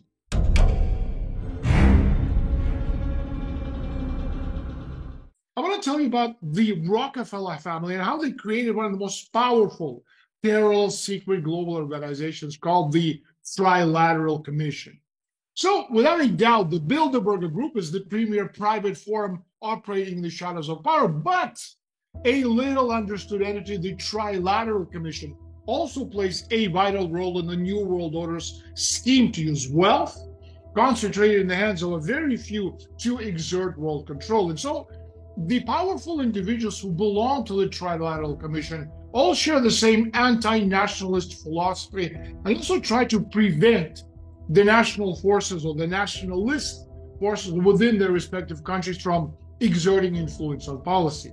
The Trilateral Commission was established back in 1973, and its founder and primary mover was international financier, RBC David Rockefeller, longtime chairman of the Rockefeller family-controlled Chase Manhattan Bank. Now, journalist Bill Moyers spoke about the power of David Rockefeller in a TV documentary called The Secret Government back in 1980. Now, this kind of things are not allowed today on television, but they were still allowed back in the 1980s. And this is what he said, and I quote, "David Rockefeller is the most conspicuous representative today of the ruling class, a multi-national fraternity of men and women who shape the global economy and manage the flow of its capital. Private citizen David Rockefeller is accorded privileges of a head of state. He is untouched by customs or passport offices and hardly pauses for traffic lights." And so the first meeting of the Trilateral Commission was held in Tokyo in October 1973. 65 persons represented the North American group, and of those 35 were also affiliated with the Council on Foreign Relations and the Bilderberger Group. Now, the Trilateral Commission is divided into three regions: American, European, and Pacific Asian. So the American headquarters is in Washington, European is in Paris, and Asian is in Tokyo. According to the Trilateral Commission's website, each regional group has a chairman and also deputy chairman who altogether constitute the leadership of the committee. The executive committee draws together further 36 individuals from the wider membership with proportional representation from the three different regions. And the committee members meet several times per year to coordinate their work and prepare the agenda. And so the trilateral membership is chosen by the group's executive committee. At any given time, the Trilateral Committee has about 350 members, each serving a 3-year term. Even let's say, a cursory look at the membership list establishes beyond doubt that every one of the people invited to join were and are members of the establishment, the proverbial insiders recruited with the consummate skill, also singleness of purpose from the political and the commercial and banking and the media establishment. Commission members are obliged to resign their membership in the group when they enter the government, but their loyalty and their ideology does not change just because one is elected to the government position. In fact, the loyalty given to the commission for its support is obtaining a prestigious position seems to prompt reciprocal action to perpetuate the effectiveness of the commission. And therefore, prior to their elections or appointments, many high officials and high-powered officials of the government are active trilateral members. Moreover, members usually rejoin once their public committee is over, and their handpicked experts representing each area of operations write the Trilateral Commission's annual task force reports. It can take up to a year to prepare each one of these reports. And so the topics for projects are chosen by the chairman, deputy chairman, and also directors with the advice of the executive committee and others involved. Authors are then invited sometimes from the commission membership. The authors do not relocate to the office of the commission while preparing the reports. They remain in their existing institutional settings, and the commission enables to meet with each other and various consultants along the way. And so the reports are to the Trilateral Commission, not of the commission. The membership of the commission is to diverse to achieve detailed agreement quickly on a controversial set of issues. And so on a few occasions, in fact, a summary of discussion in the annual meeting had been added to a report to detail the controversy it creates. Now, in addition to the task force reports, the Trilateral Commission produces a kind of a journal called Trialogue. In the earlier years, the Trialogue series included, for example, special numbers on particular issues in addition to the numbers on the Trilateral Commission meetings. And so the Commission has regional head offices, a small full-time staff, telephone, fax line, business cards, and also a website. Its annual reports are available to the general public for a small fee, although its inner workings are secret. Its membership list is available upon request by members, as in the case with the Bilderbergers and also with the Trilateral Commission and the Council of Foreign Relations, a pledge to secrecy regarding its goals and operations. The Trilateral Commission is certainly no Bilderberg outfit, but what are they exactly? And how do their policies affect us? You see, the group of private citizens is precisely organized in a manner that ensures its collective views have significant impact on public policy. They meet, they review, they discuss the report, and after this discussion, make their recommendation public. And so in the first year and a half, the Trilateral Commission released 6 position papers to the public. In the year that followed, producing such papers became the, let's say, the Trilateral Commission's trademark strategy, not only to gauge the mood of the public at large, but also to present the Commission's agenda. And these first 6 issues by the Commission were titled the Triangle Papers. 2 followed the Tokyo meetings in October 1973, 3 summarized the results of the meetings in Brussels in June 1974, and 1 was produced up to the Washington, D.C. meeting back in December 1974. And so the global interdependence between the big 3 economies worldwide and world powers allows the rich to safeguard the interests of Western capitalism in a kind of an explosive world, probably by, well, first of all, discouraging protectionism, discouraging nationalism, or any response that would pit the elite of one group against the elite of another. Anticipated economic pressures will be deflected downwards rather than laterally. And so the Trilateral Commission goal is to make the world safe, not for democracy, but for interdependence by protecting the benefits which it provides for each country against external and also internal threats, which will constantly emerge from those willing to pay a price for more national autonomy. This may sometimes require slowing the pace at which this interdependence proceeds and also checking some aspects of it in a different direction. More frequently, however, it will call for checking the intrusion of national government into the international exchange of both economic and also non-economic goods. And so when David Rockefeller read Between Two Ages, America's Role in Technotronic Age, a book published back in 1970 by Professor Zbigniew Brzezinski of Columbia University, he already shared with you that people, governments, and economies of all nations must serve the needs of multinational banks and corporations, with Marxist CFR founder Edward Mandell Hall.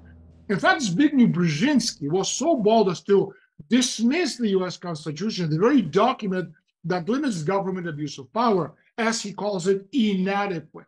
Instead, Brzezinski's claimed that the old framework of international politics with their spheres of influence, the fiction of sovereignty, is clearly, he said, no longer compatible with reality, and then proposed the approaching 200th anniversary of the Declaration of Independence could justify the call for the National Constitutional Convention to re-examine the nation's formal institutional framework, and as he said, and could serve as a kind of suitable target date culminating in national dialogue on the relevance of existing arrangement. And so the same year, Zbigniew Brzezinski also contributed to Foreign Affairs, this CFR publication, asserting that a broader approach was needed.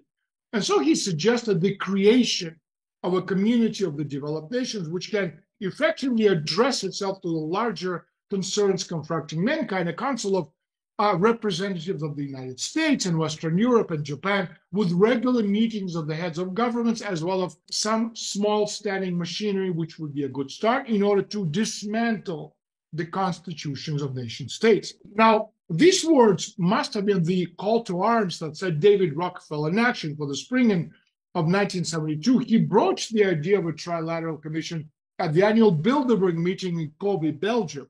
And the group responded with great enthusiasm for Rockefeller's proposal of this international alliance that would create strategies and policies to consolidate the four pillars of powers, which is political, monetary, intellectual, and ecclesiastic, under what they call a central world government.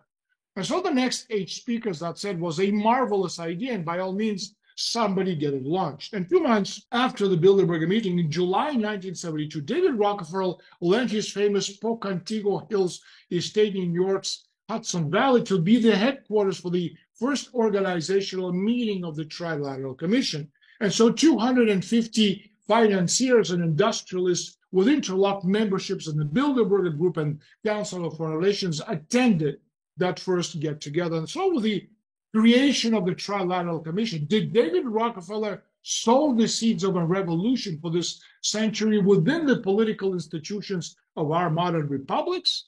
Well, it's certainly the one step that took Brzezinski's vision off the page, making a movement towards a larger community by the developing nations through a variety of what he calls indirect ties and already developing limitations on national sovereignty into what they called a living reality.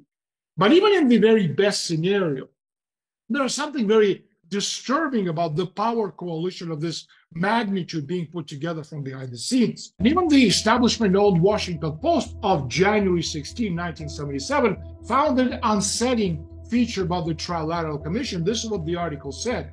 The Trilateralists are not three-sided people. They're members of a private, though not secret, international organization put together by the wealthy banker David Rockefeller to stimulate the establishment dialogue between Western Europe, Japan, and the United States. But here's the unsettling thing about the Trilateral Commission, the Washington Post said. The president-elect Jimmy Carter is a member. So is Vice President-elect Walter Mondale. So are the new Secretaries of State, Defense, and Treasury Cyrus Vance, Harold Brown, and Michael Blumenthal. And so is Zbigniew Brzezinski, who is a former trilateral director and Carter's national security advisor, also a bunch of others who will make foreign policy for America in the next 4 years. And so the establishment crowd got the message, and soon after, Katharine Graham, chairperson of the board of directors of Washington Post, was offered a trilateral membership to go along with her membership in the Bilderberg Group and the Council of Foreign Relations. And from that point on, the leading newspaper no longer felt it necessary to shine the light of truth on the newest of these private organizations.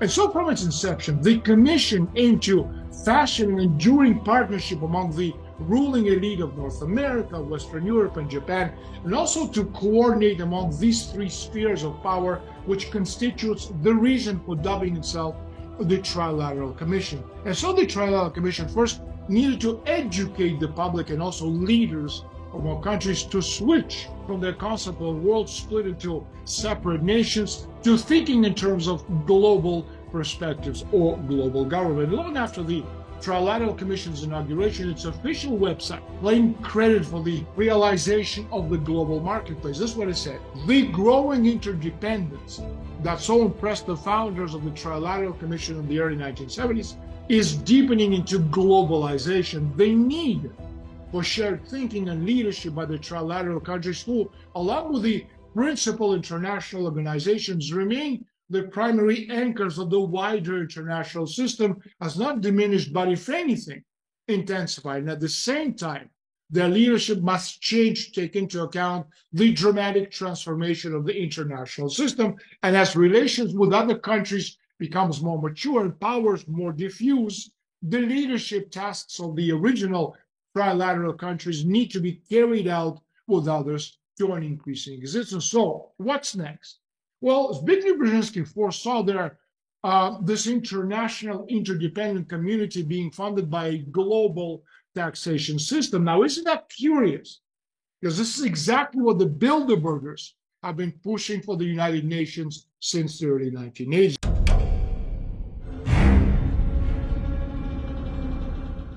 I want to tell you about how the Rockefeller family, in fact, packages a president.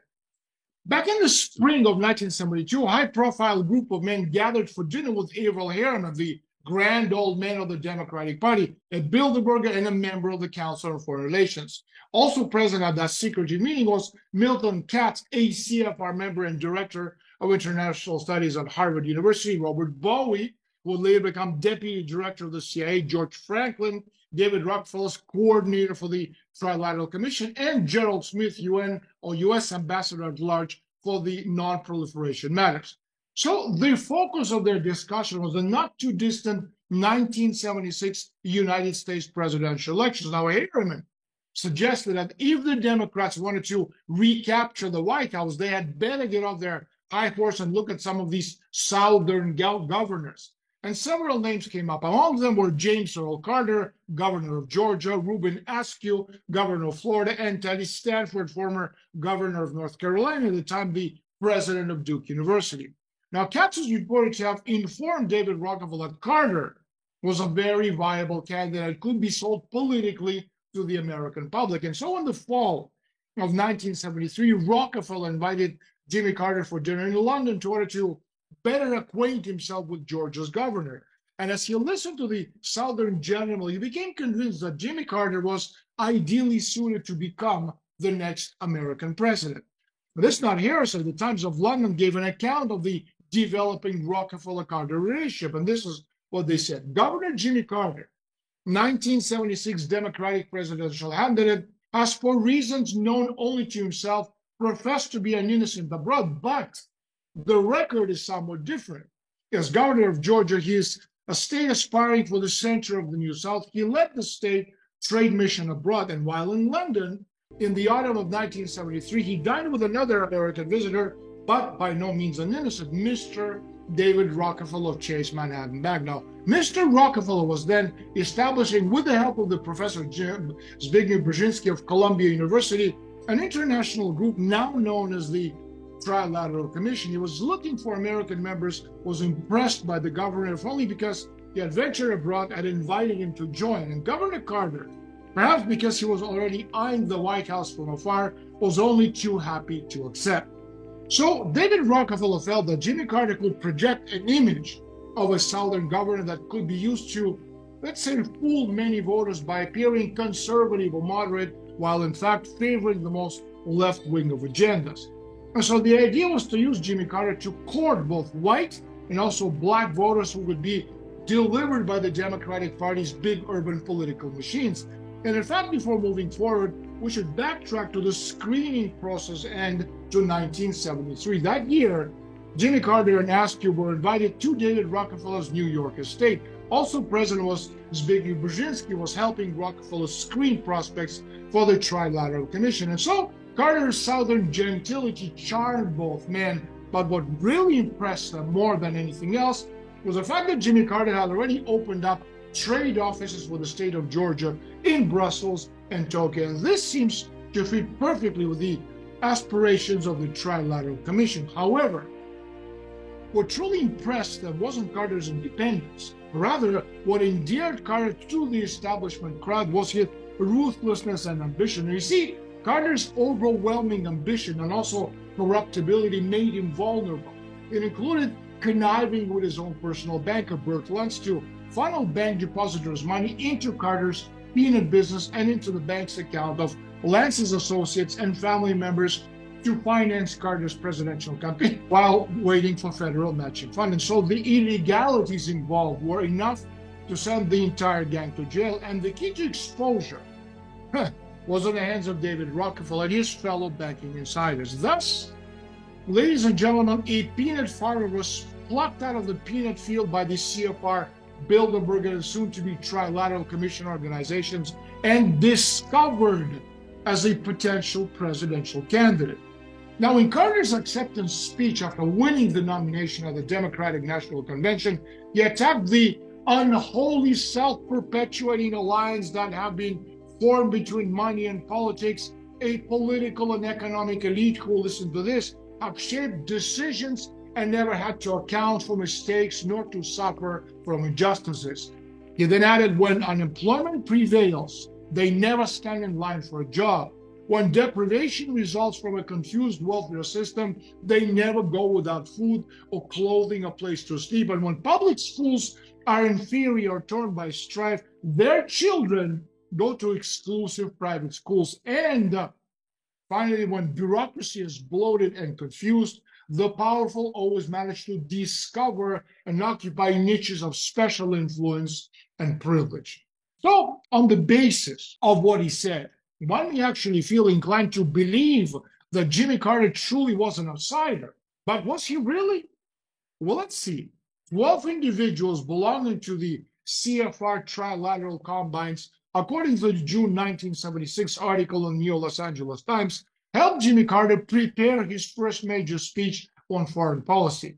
Zbigniew Brzezinski, Richard Cooper, Richard Gardner, Harry Owen, Averell Harriman, Anthony Lake, Robert Bowie, Milton Katz, George Ball, and Cyrus Vance. With a writing team like this, how could Jimmy Carter come up with a bad political speech? He can't. Each of these men was an insider heavyweight with an agenda. Most of them belonged to the Bilderberg Group.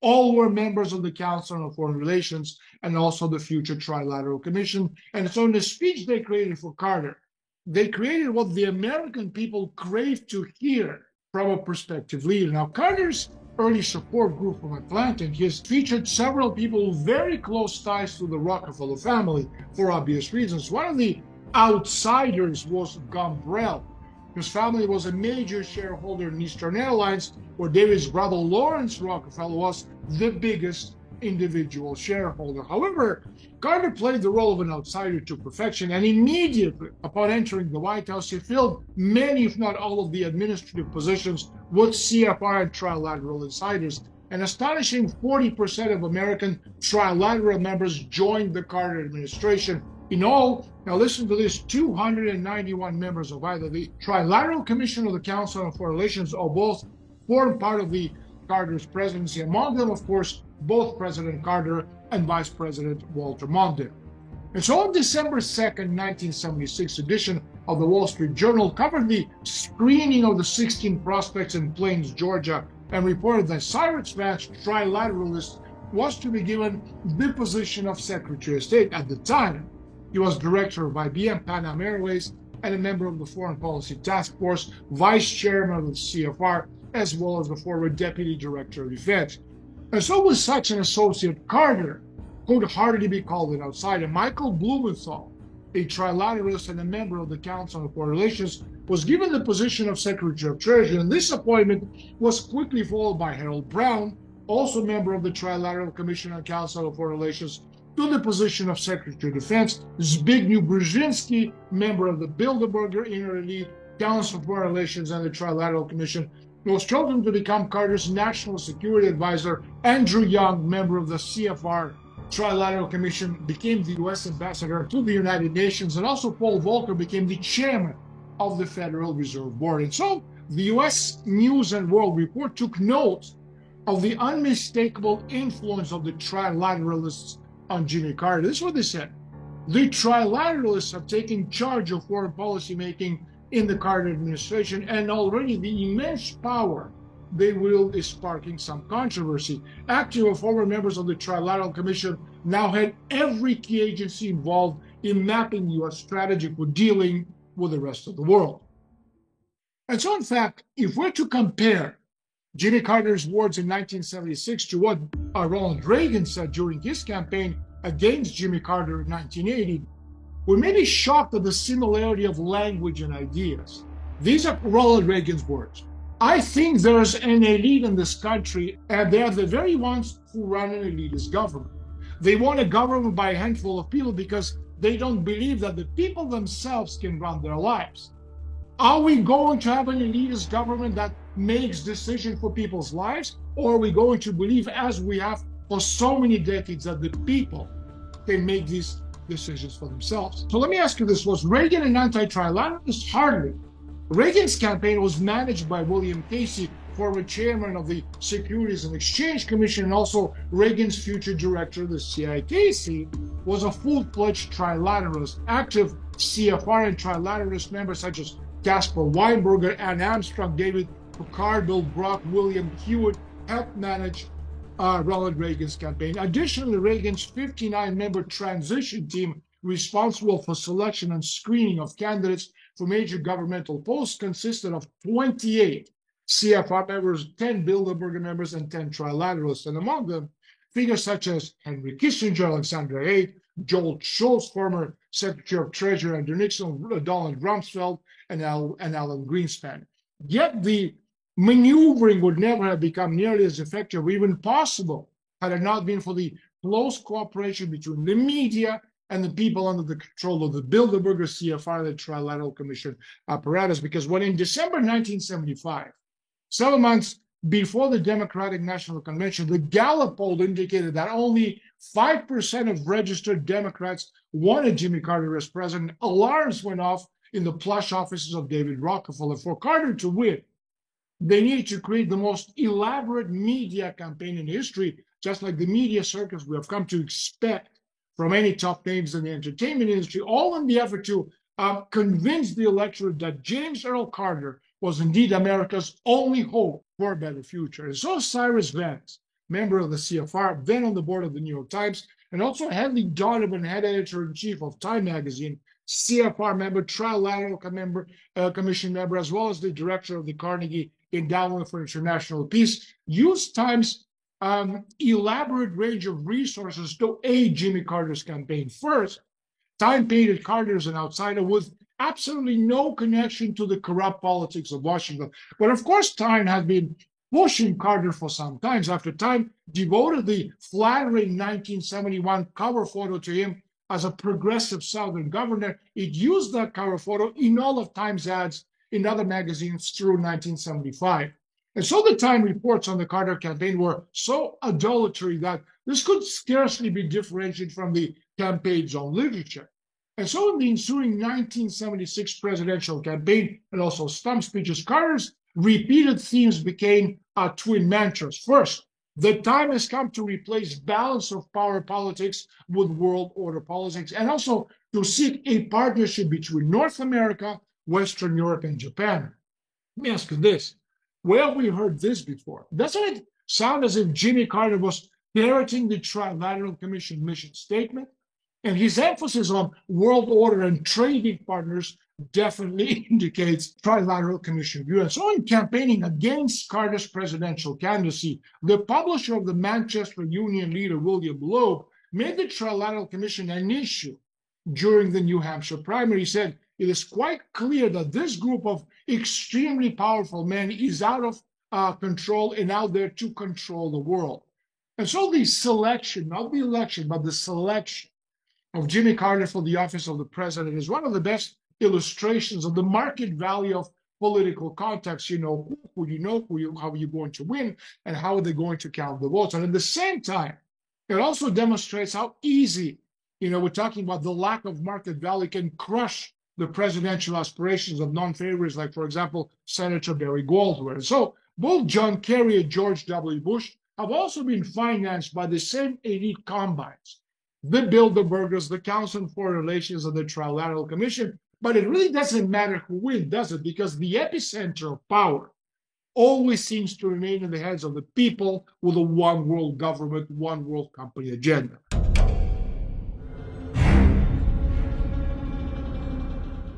I want to show you how American billionaires use the old-fashioned monopoly to control society.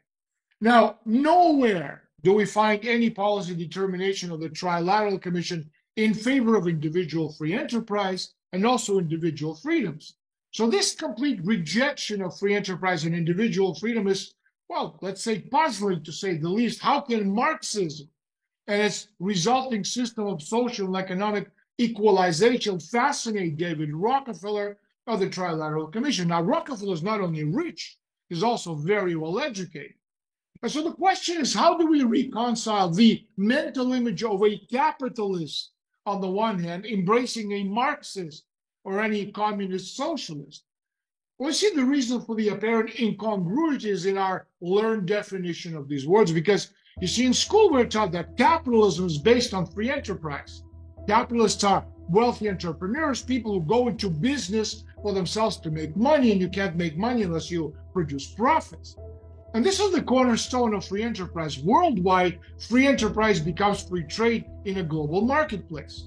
Now, everyone works to make money, which produces profit to invest in more businesses and more industry to make money, to create more jobs, and spread this wealth around and build a higher standard of life for everybody involved. And so the goods and services produced are the collaborative result of individual imagination and innovation. And whatever the mind can conceive, it can achieve. Individual owns his job, his business, his property, and whatever he earns for himself, he keeps and can spend it in any way he chooses. And then finally, individual wealth generates state wealth through what? The application of taxes.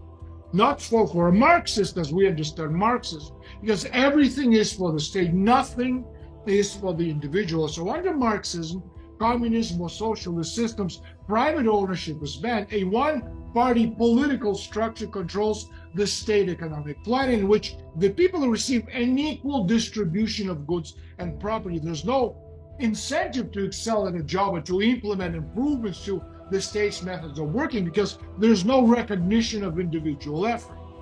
So then the question is, why should anyone seriously believe the apparent contradiction of the bankers of the magnitude, the Rockefellers and the Morgans or the Rothschilds, the mainstay of free enterprise system, would somehow voluntarily support and finance an anti-capitalist revolution for communists?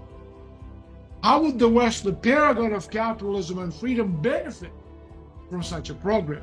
Well, you see, the magic word is monopoly, an all-encompassing monopoly that not only controls the government, the monetary system, and all property, but is also a monopoly which, like the corporations it emulates, is self-perpetuating and eternal. Now, we've seen monopoly power under state control in the Soviet Union and China, because under their communist regimes, rather than creating an economic system of equal distribution, some people were treated, let's say, more equal than others, depending on the rank and stature in the state hierarchy. Fact is that the members of the establishment operating through private organizations such as the Bilderbergers, the Council on Foreign Relations, the Trilateral Commission, they understand socialism as the ultimate power system for control and understand its psychology better than the Marxists do. And this is why their members push through Congress such anti-capitalist programs as, for example, welfare reform and regulations. Because socialism to them, again, is not a system to redistribute wealth from the rich to the poor. It is rather a mechanism for gaining a greater and greater concentration of power and control. For example, by giving generous loans to third world nations to help them supposedly develop their economies, the national banks actually make more profit and flex greater power internationally. Now, how do they manage to do this? Well, let's go back to 1976. Then the big five New York banks, all run by members of the Trilateral Commission and Council on Foreign Relations, they loaned over $52 billion to several third world and communist countries, many of which were already having a hard time paying just the interest, let alone the principal. And so the trilaterals demanded and got an overhauled International Monetary Fund, subsidized for the most part the American taxpayers, which loaned money to these deadbeat third world countries to do what? To allow them to meet their obligations to the big banks. And of course, the money injected into the International Monetary Fund to do this is paid for this still by more domestic inflation. In Confessions of a Monopolist, published back in 1906, Frederick Howe talks about how the strategy works in practice. That's what he said. The rules of big business: get a monopoly, let society work for you.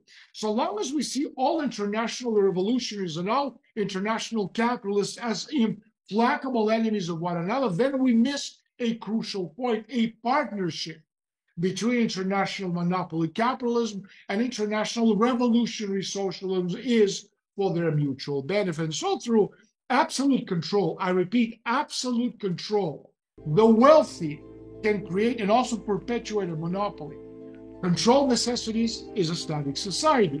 A growing, competitive, and free society gives new people a chance to make their fortune and also replace some of those already at the top.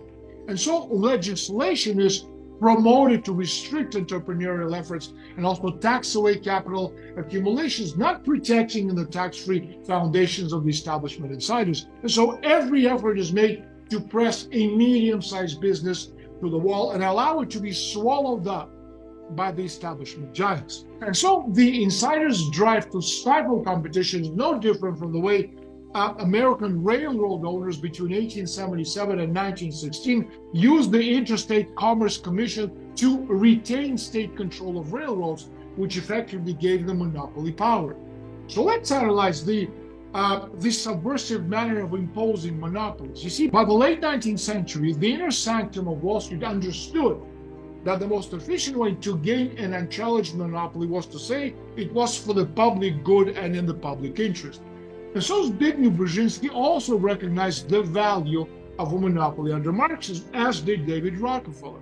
You see, David learned it at the feet of his father, John D. Rockefeller, as he was known, hated competition for obvious reasons. His children were taught that the only competition was having is the one where you control both sides of the equation. And so to the Rockefeller, socialism is not a system for redistributing wealth, especially not for redistributing their wealth, but a system to control people and also competitors. Socialism puts power in the hands of government, and since the Rockefeller's company, they control the government control means Rockefeller control. Now, you may not have known this, but I bet you bottom dollar that the Rockefellers certainly do.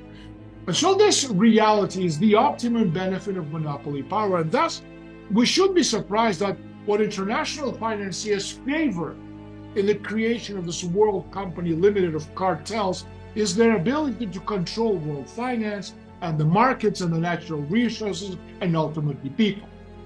At the beginning of the 1900s, however, Marxism was still a new kind of an economic theory, and American power brokers and financiers gleaned from it another way to go after markets that could be exploited monopolistically without fear of competition. You see, had the Bolshevik Revolution failed, Russia's industrial development would surely have rivaled that of the United States, of Britain, and Europe in general, and would have lived in a very different world today. But by supporting the Bolshevik Revolution, American financiers slowed down Russian industrial growth to a snail's pace, and also that led to World War II. And they prevented Russia from emerging as a superpower, while the Soviet industry that did develop was controlled by Wall Street bankers and investors behind the scenes. And from the outset, a key player in the financial support of the Russian Revolution was Scottish-born Andrew Carnegie, an American steel magnate who back in 1892 owned the largest steel company in the world. Now, Carnegie also evolved into the richest philanthropist of his time and supported what he considered worthy causes. Now, for example, he believed a man who dies rich dies disgraced. And by his death in 1919, Andrew Carnegie had given away $350 million, and one of the organizations he created to disperse his wealth was the Carnegie Corporation in New York. Now, because Carnegie had witnessed the horrors of the Civil War as a young man, he donated $10 million to establish this endowment for international peace, whose mandate was to promote future wars from happening. And under this direction, the Carnegie Endowment for Peace Board of Trustees formulated what became known as the Marburg Plan. Now, the objective of this Marburg Plan was to weld international financiers on the one hand and the socialists on the other into a kind of movement to compel the creation of the League of Nations, the precursor of the United Nations, to enforce peace, and also, listen to this, to control its councils and so provide a specific for all the political ills of mankind. Now, this plan was formed at the heels of World War I, the most dreadful of wars because of loss of life for both the Allies, which included Russia, and also the Central Powers. Now, listen to this. To enforce peace was a politically correct motive then, and the ideal Carnegie was proposed or proud to strive for. Now, there's also an assumption, however, to enforce peace also implies that war must be created as a kind of necessary prerequisite, and Dale Carnegie may not have been aware of the secret intent buried in the Marburg Blueprint that his board of trustees prepared for the future. Let me give you some background information on this Marburg Plan, which was put together to coordinate international governments under the ultimate power of the financial controllers. Russia was then, and is today, the largest untapped market in the world. Moreover, Russia then and now constitutes the greatest potential competitive threat to American industrial and also financial supremacy. And thus the creators of the Smart Grid Plan needed to develop a monopoly that encircled the globe. And what the Interstate Commerce Commission and the Federal Trade Commission, under the thumb of the American industry, could achieve for that industry at home, a planned socialist government would achieve for it abroad, given suitable support and also inducements from Wall Street and Washington, D.C. Fast forward to Tsarist Russia. At the turn of the 20th century, Tsar Nicholas II ruled Russia. He was the last Romanov to reign in a dynasty that lasted from 1613 to 1917, over 300 years. Now, before World War I, the Russian Empire covered 8.5 million square miles and bordered Turkey and Persia, Afghanistan, Mongolia, China, while Poland, the Baltic Seas, and Finland were in fact Russian territories. And so the Romanovs had been westernizing Russia since the reign of Peter the Great, and Nicholas II intended to modernize Russian industry to equal the standards of European technology. Unfortunately, he was taking advantage of his labor force to do it, and many were working 12, 15, even 18-hour shifts for minimum wage. And this set the stage for the organized workers' protests in St. Petersburg on Bloody Sunday in 1905. And so the Tsar's troops, however, squashed this first attempt at the revolt, of the revolution. And so the old order maintained precarious power through the first year of the war until the opportunity arose again in 1918 to achieve the overthrow of the monarchy and then eventual execution of Nicholas II and his family. So it is interesting to learn that John D. Rockefeller's personal emissary, George Kennan, spent over 20 years promoting revolutionary activity against the Tsar in Russia.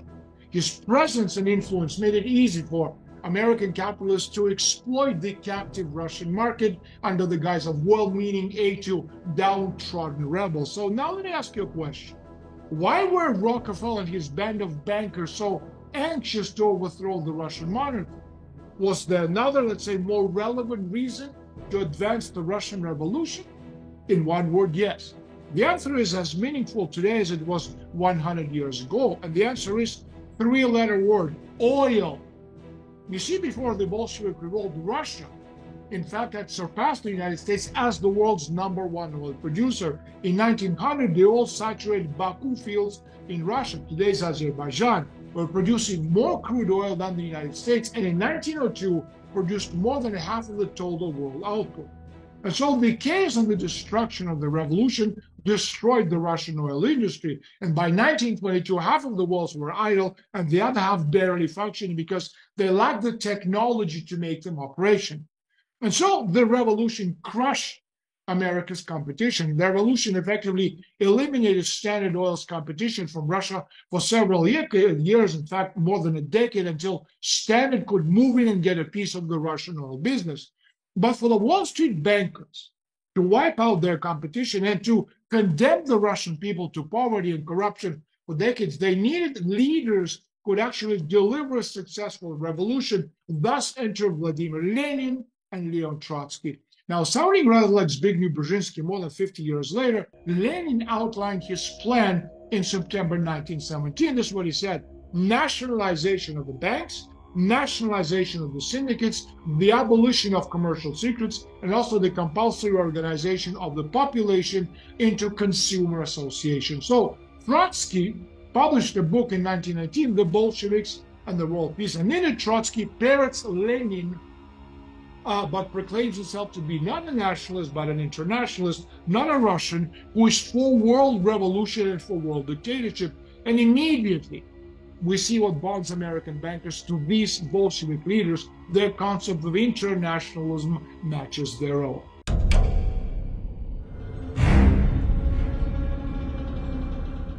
Let me ask you this. Does anyone still think that the Bolshevik Revolution was a spontaneous uprising? Well, this is what John Reed would have believed in his best-known work, The 10 Days That Shook the World. Now, Reed, he died of typhus in Russia back in 1920. Not only was a popular writer in World War I era, he also contributed to the J.P. Morgan's controlled journal called Metropolitan. Not many people know that. Now, is this mere coincidence? I don't think so. And even though channels linking the Rockefellers and the Soviets have been largely censored, Anthony Sutton's Wall Street and the Bolshevik Revolution exposes how John D. Rockefeller and the American super capitalists financed the Bolshevik Revolution. Anthony Sound found that virtually nothing was written on the close relationship of the past century that the Rockefellers have had with the supposed arch enemies, the communists. Nevertheless, there's been a continuing, albeit concealed, alliance between international political capitalists and international revolutionary socialists to their mutual benefit. For example, Simpson Thacher Bartlett, this is the leading Wall Street law firm specializing in reorganizations and merger, was firmly behind the Bolshevik regime in Russia. Partner Thomas D. Thatcher wrote a report which became decisive in gaining British cabinet support for the Bolsheviks. And this memorandum not only made explicit suggestions about Russian policy that supported the pro-Bolshevik position of William Boyce Thompson, the then director of Chase, now Chase Manhattan Bank, but even stated that the fullest assistance should be given to the Soviet government in its effort to organize the volunteer revolutionary army. And so it's worth noting that one of Simpson Thacher Bartlett's alumni was a young Cyrus Vance, who would later become President Carter's Secretary of State, and following that, senior director of the Rockefeller Foundation. A small world, isn't it? One of Wall Street's firms involved with the Bolsheviks was J.P. Morgan. Now, J.P. Morgan's partner Morrow's interest in Russia dated back to March 1917, when Thomas Thatcher, his law partner, had been a member of the American Red Cross mission during the Revolution. And it was strengthened by his friendship with Alan Gomberg, who come to New York as a representative of the old Russian Textile Syndicate. Now, another mega organization supporting the Bolshevik cause was the Federal Reserve Bank in New York. You heard me right. The Federal Reserve Bank in New York was supporting the Bolshevik cause, and that was controlled by the five principal New York banks. And so William Lawrence Sanders, the chairman of Ingersoll Rand and deputy chairman of the Federal Reserve Bank in New York, wrote to President Wilson on October 17, 1918, and I quote, "I am in sympathy," he said, "with the Soviet form of government as the best suited for the Russian people." Now, George Foster Peabody, also deputy chairman of the Federal Reserve Bank in New York since 1914, and also noted philanthropist who organized the General Education Board for the Rockefellers, stated that he supported the Bolshevik form of state monopoly. And so the scam boggles the mind when we consider that three of the top officials of the Federal Reserve Bank of New York publicly supported Bolshevism: Sanders, Peabody, and William Boyce Thompson. Now, current knowledge makes clear that the Wall Street bankers reacted with help as early as 1905, when Lenin and Trotsky's initial rebellion had failed. They arranged safe passage for Lenin to Switzerland when he remained out of harm's way. Now, Trotsky, after 1905, had lived in exile first in France, but after writing rabble-rousing articles for a Russian-language newspaper in Paris in September 1916, the French police politely escorted him across to the Spanish border. And a few days later, Madrid police also arrested him and lodged him in a first-class cell on a charge of 1.5 pesetas per day. Now, subsequently, Trotsky was taken to Cadiz in southern Spain, then to Barcelona in northern Spain, and finally placed on board the Spanish transatlantic company steamer Montserrat. And then Trotsky and family crossed the Atlantic and landed in New York on January 13, 1917. Now, let me ask you a question. How did Trotsky, who knew only Russian and German, survive in capitalist America? Well, according to his autobiography, he said, "My only profession in New York was that of a revolutionary socialist." In other words, Trotsky wrote occasional articles for Novy Mir, which is the New York Russian Socialist journal. Yet we know that Trotsky's family apartment in New York had a refrigerator and also a telephone. And according to Trotsky, the family occasionally traveled in a chauffeured limousine. And so the stylish lifestyle is also at odds with Trotsky's reported income. The only funds that Trotsky admits receiving in 1916 and 1917 are $310 American. Yet Trotsky had paid for first-class cell in Spain. The Trotsky family had traveled across Europe to the United States. They had acquired an excellent apartment in New York, paying rent 3 months in advance, and then had use of a chauffeured limousine. And all this on the earnings of an impoverished revolutionary for a few articles to the low-circulating Russian-language newspaper Naše Slovo in Paris and Novy Mir in New York. By then, the American International Corporation had already been founded in New York in 1915, its principal responsibility was to coordinate financial assistance to the Bolsheviks. And so we have J.P. Morgan, we have the Rockefeller, we have the National City Bank providing the funding, while the new corporation chairman of the board was Frank Vanderlip, former president of National City Bank and member of the Jekyll Island Group, which had written the very Federal Reserve Act back in 1910. Still, the Bolsheviks needed more money. So, to whom should Lenin turn but his powerful buddies in the White House? So President Wilson promptly sent Elijah Root, Kunlov's lawyer and former Secretary of State, to Russia with $20 million from his special war fund to be given to the Bolsheviks. You call it a conspiracy theory? I don't think so, because this information was revealed in congressional hearings on Russian bonds, which showed that the financial statements of Woodrow Wilson's expenditure of the $100 million voted in by Congress as a special war fund. And so the statement showing the expenditure of $20 million in Russia by Root's special war mission to Russia is also recorded in the congressional record on September the 2nd, 1919, as given by Wilson's secretary Joseph Tumulty.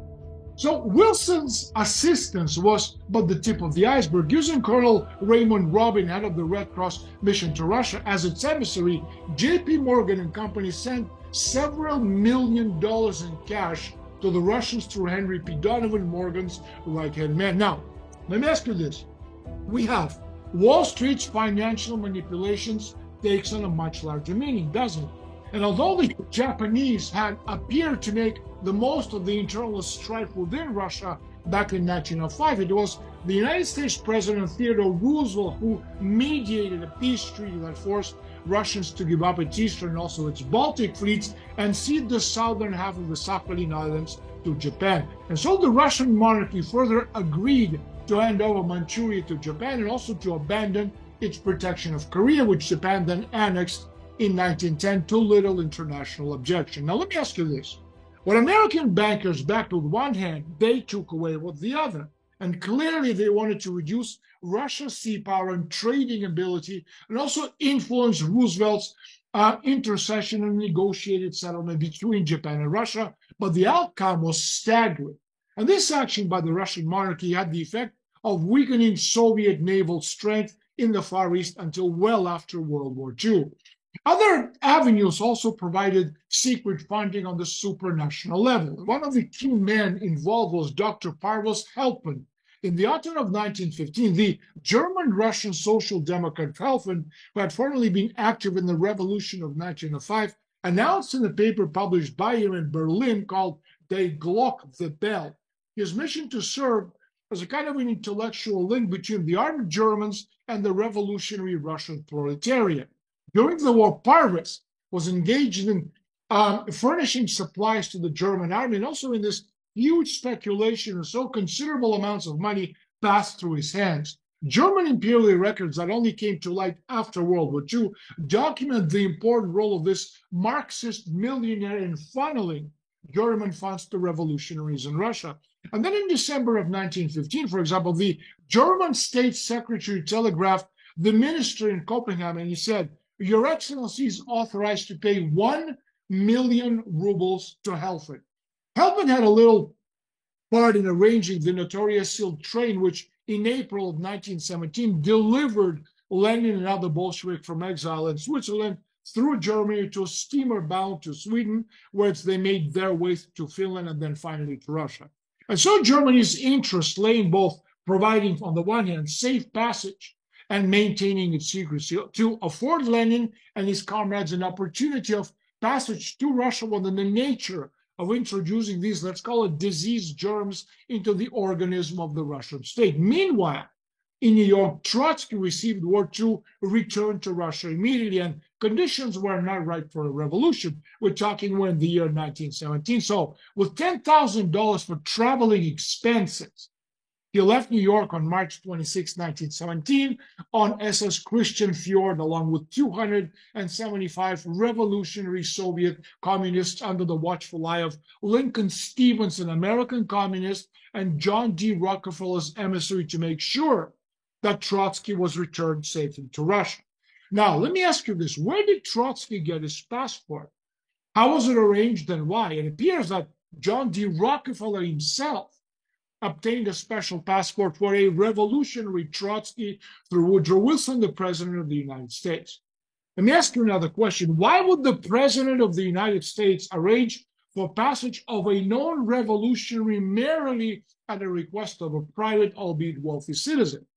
Now, according to declassified Canadian government archives, when the Christian Fjord stopped in Halifax, Nova Scotia, Canada on April 13, 1917, Canadian Secret Service officials and British naval personnel immediately boarded the ship and removed Trotsky under official instructions received from London via cablegram on March 29, 1917, and interned him for questioning in Amherst, Nova Scotia. The cablegram described Trotsky as a German prisoner of war and warned that he was on his way to take Russia out of the war, which would free many German divisions to attack the Canadian troops on the Western Front. And so immediately, Prime Minister Lloyd George cabled orders from London to the Canadian Secret Service to set Trotsky free. His orders, needless to say, were ignored. And finally, Mackenzie King, at the stage of his career, he was a labor expert for John D. Rockefeller Jr., intervened and, in fact, obtained Trotsky's release. And as soon as he was freed, King sent Trotsky on his way to Russia to share leadership of the Bolshevik Revolution with Lenin. And so for his efforts, King was rewarded with a $30,000 a year salary as the head of the Rockefeller Foundation Department of Industrial Research at the time when the average wage in the United States was only $500 per year. And then on the other hand, the agents who arrested Trotsky were dismissed from the Canadian service.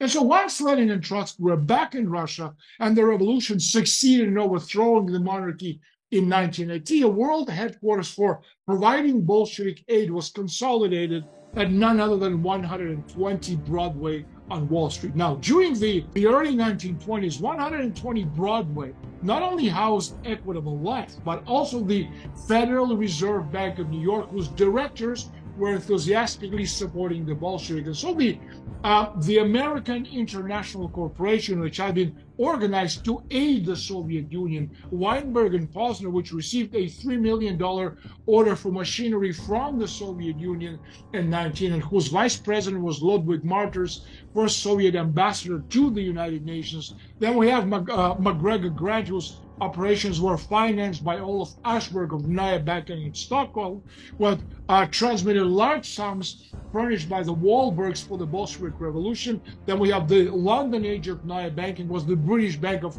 North Commerce, whose chairman was Earl Grey, the famous Earl Grey, whose tea would drink, a close associate of Cecil Rhodes.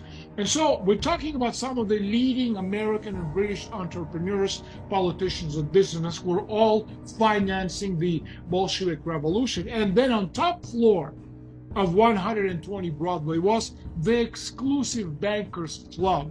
And these were the organizers of the New World Order. And so to add another ring to this dazzling mesh of intrigue, it's tempting to see a link from 120 Broadway through Nya Banking to the German support of the Bolsheviks. Nya was the bank in Stockholm used by Parvis Helpman to funnel rubles to them in marks and often in gold to the Russian revolutionaries. And as Helpman apparently destroyed all his personal records shortly before his death in 1924 in a Berlin mansion destined 12 years later to become the residency of Joseph Goebbels.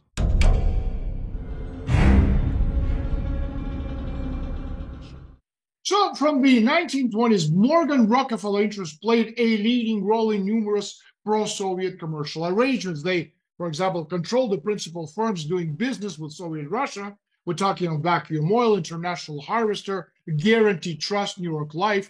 And in 1926, the Vacuum Oil Company, owned by the Rockefellers, closed an agreement with the Soviet NAFTA syndicate to market Soviet oil in European countries through the Chase National Bank, also Rockefeller-owned.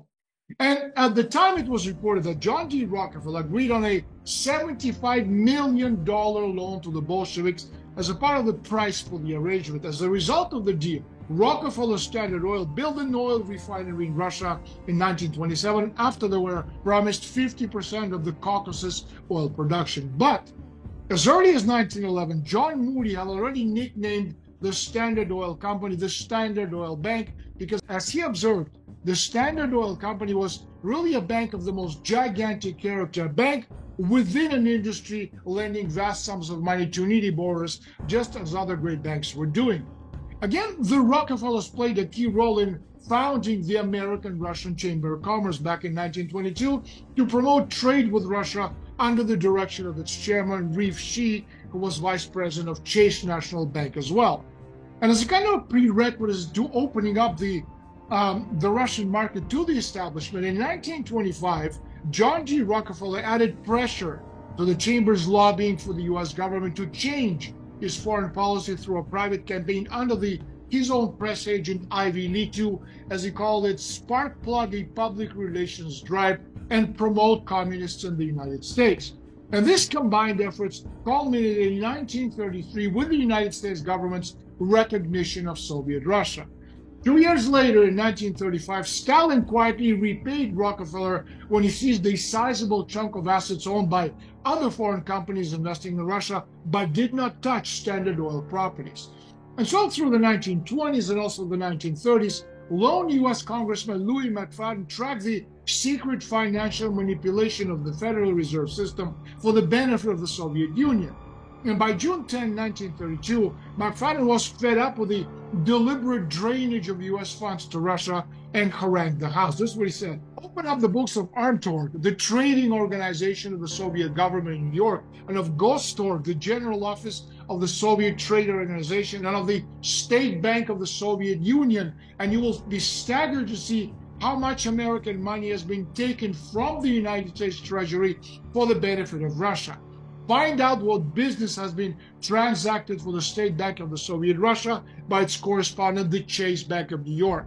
And years later, during World War II, Armtorg Bank of choice to handle the billions of dollars of land-lease transactions for Soviet Russia was, of course, the Chase National Bank. Unfortunately, funneling the U.S. taxpayers' money to the Soviet Union was not a profitable enough operation for the Wall Street gang of profiteers. They finally engaged in treason for profit when they secretly began transferring the most sophisticated and expensive American technology to the Soviet in 1943. And then the Soviet Purchasing Commission requested from the U.S. government 220 pounds of uranium nitrate and 25 pounds of uranium metal, commodities virtually unknown at the time for their war efforts. And while the rich became richer, Americans were told that a detente was necessary because without bilateral agreements, the enemy would attack. And for the illusion of a partnership among equals to become a reality, there must be at least the semblance of parity among the senior member states before you can justify a merger. And this is why, according to hundreds of United States State Department documents, the Soviet industrial and military capabilities, such as trucking and aircraft, oil, steel, petrochemicals, aluminum, and computers, were constructed at the U.S. taxpayers' expense in the Soviet Union? Just asking. Now, I'm going to let you in a little secret. 90 to 95% came directly or indirectly from the United States and its allies. And so the Soviet Merchant Marine, for example, was the largest in the world, containing nearly 6,000 vessels, and about 2/3 of the vessels were built outside of the Soviet Union. About 4/5 of the engines for these ships were also built outside the Soviet Union. And so all Soviet automobiles and trucks and guns and tanks and aircrafts and engine technology came where? From the West. For example, the Gorky organization, built by the Ford and Austin companies, produced most of the trucks that once carried Soviet-supplied military equipment down the Ho Chi Minh Trail during the Vietnam War. So let me ask you this: how many billions did the United States spend on defense against a phantom enemy it itself created, nurtured, supported, and built up? And do the costs justify the means? Of course they do. Remember, the great merger will be controlled by the same Bilderberger, CFR, and Trilateral Commission combines that are orchestrating behind-the-scenes regional blocs and temporary monetary unions. And while many biographies, including David Rockefeller's autobiography, Memoirs, describe the Rockefellers' unlimited economic and powerful and political power, and also the family's fabulous wealth spent on feeding the starving in the third world countries, educating the poor through a myriad benevolent foundations, societies, and building the infrastructures of underdeveloped and war-ravaged nations, few have dealt with what many believe to be the most remarkable aspect of the family: its single-minded intent to destroy the United States as an independent nation to establish for the greater good a new world order. And so, without a justifiable and visible enemy, no nation will voluntarily give up its individual rights and freedoms. So the Bilderbergers, Council on Foreign Relations, and the Trilateral Commission brethren know they have to produce a reason for people to buy into their one world plan. Every day their rhetoric grows louder. For example, the website of the Trilateral Commission, for instance, speaks of sharing the leadership responsibilities and advocates closer cooperation and mutual understanding among countries of the world. Now, how they understand these terms, however, varies greatly for how greater part of the society understands these terms. And by the time Zbigniew Brzezinski and the Cyril Vances and the Defense Secretary Harold Brown and the Undersecretary of the Treasury Anthony Solomon came together to help found a trilateral commission, they were already actively participating in a parallel initiative promoted by Council on Foreign Relations called the 1980s Project, this largest single effort in CFR's history. Now, the aim of the project was to see how world trends might be steered towards a particular desirable future outcome. A degree of controlled disintegration in the world economy is a legitimate objective of the 1980s plan, and maybe the most realistic one for a moderate international economic order. So you have a central normative problem for the international economic order in the years ahead is how to ensure that the disintegration indeed occurs in a controlled way and does not rather spiral out of control into this damaging restrictionism. And the problem, therefore, is not to minimize politicalization in the process sense of political interventions and market outcomes. It is rather to create a framework capable of containing the increased level of such politicalization that emerges naturally from the changed balance in both domestic economics and also international system. Translation: the key political commitment is to impede at all costs the reemergence of economic nationalism in all of its manifestations, be it industrial or technological or scientific. Now, let me ask you this. Why would the Rockefellers and other United States trilateralists and Bilderbergers and Council on Foreign Relations members want to dismantle the industrial might of the United States? Now, to understand the reasons, we must briefly review the economic history of the 20th century. You see, the British Empire began to lose its grip on industrial superiority in the last 2 decades of the 19th century. And as the British power began to wane, the United States, Japan, and France and Germany overtook it in industrial production. Now, how was a nation such as France, almost destroyed under the reign of Napoleon III, could build itself up in such a short period of time? Well, it was simple.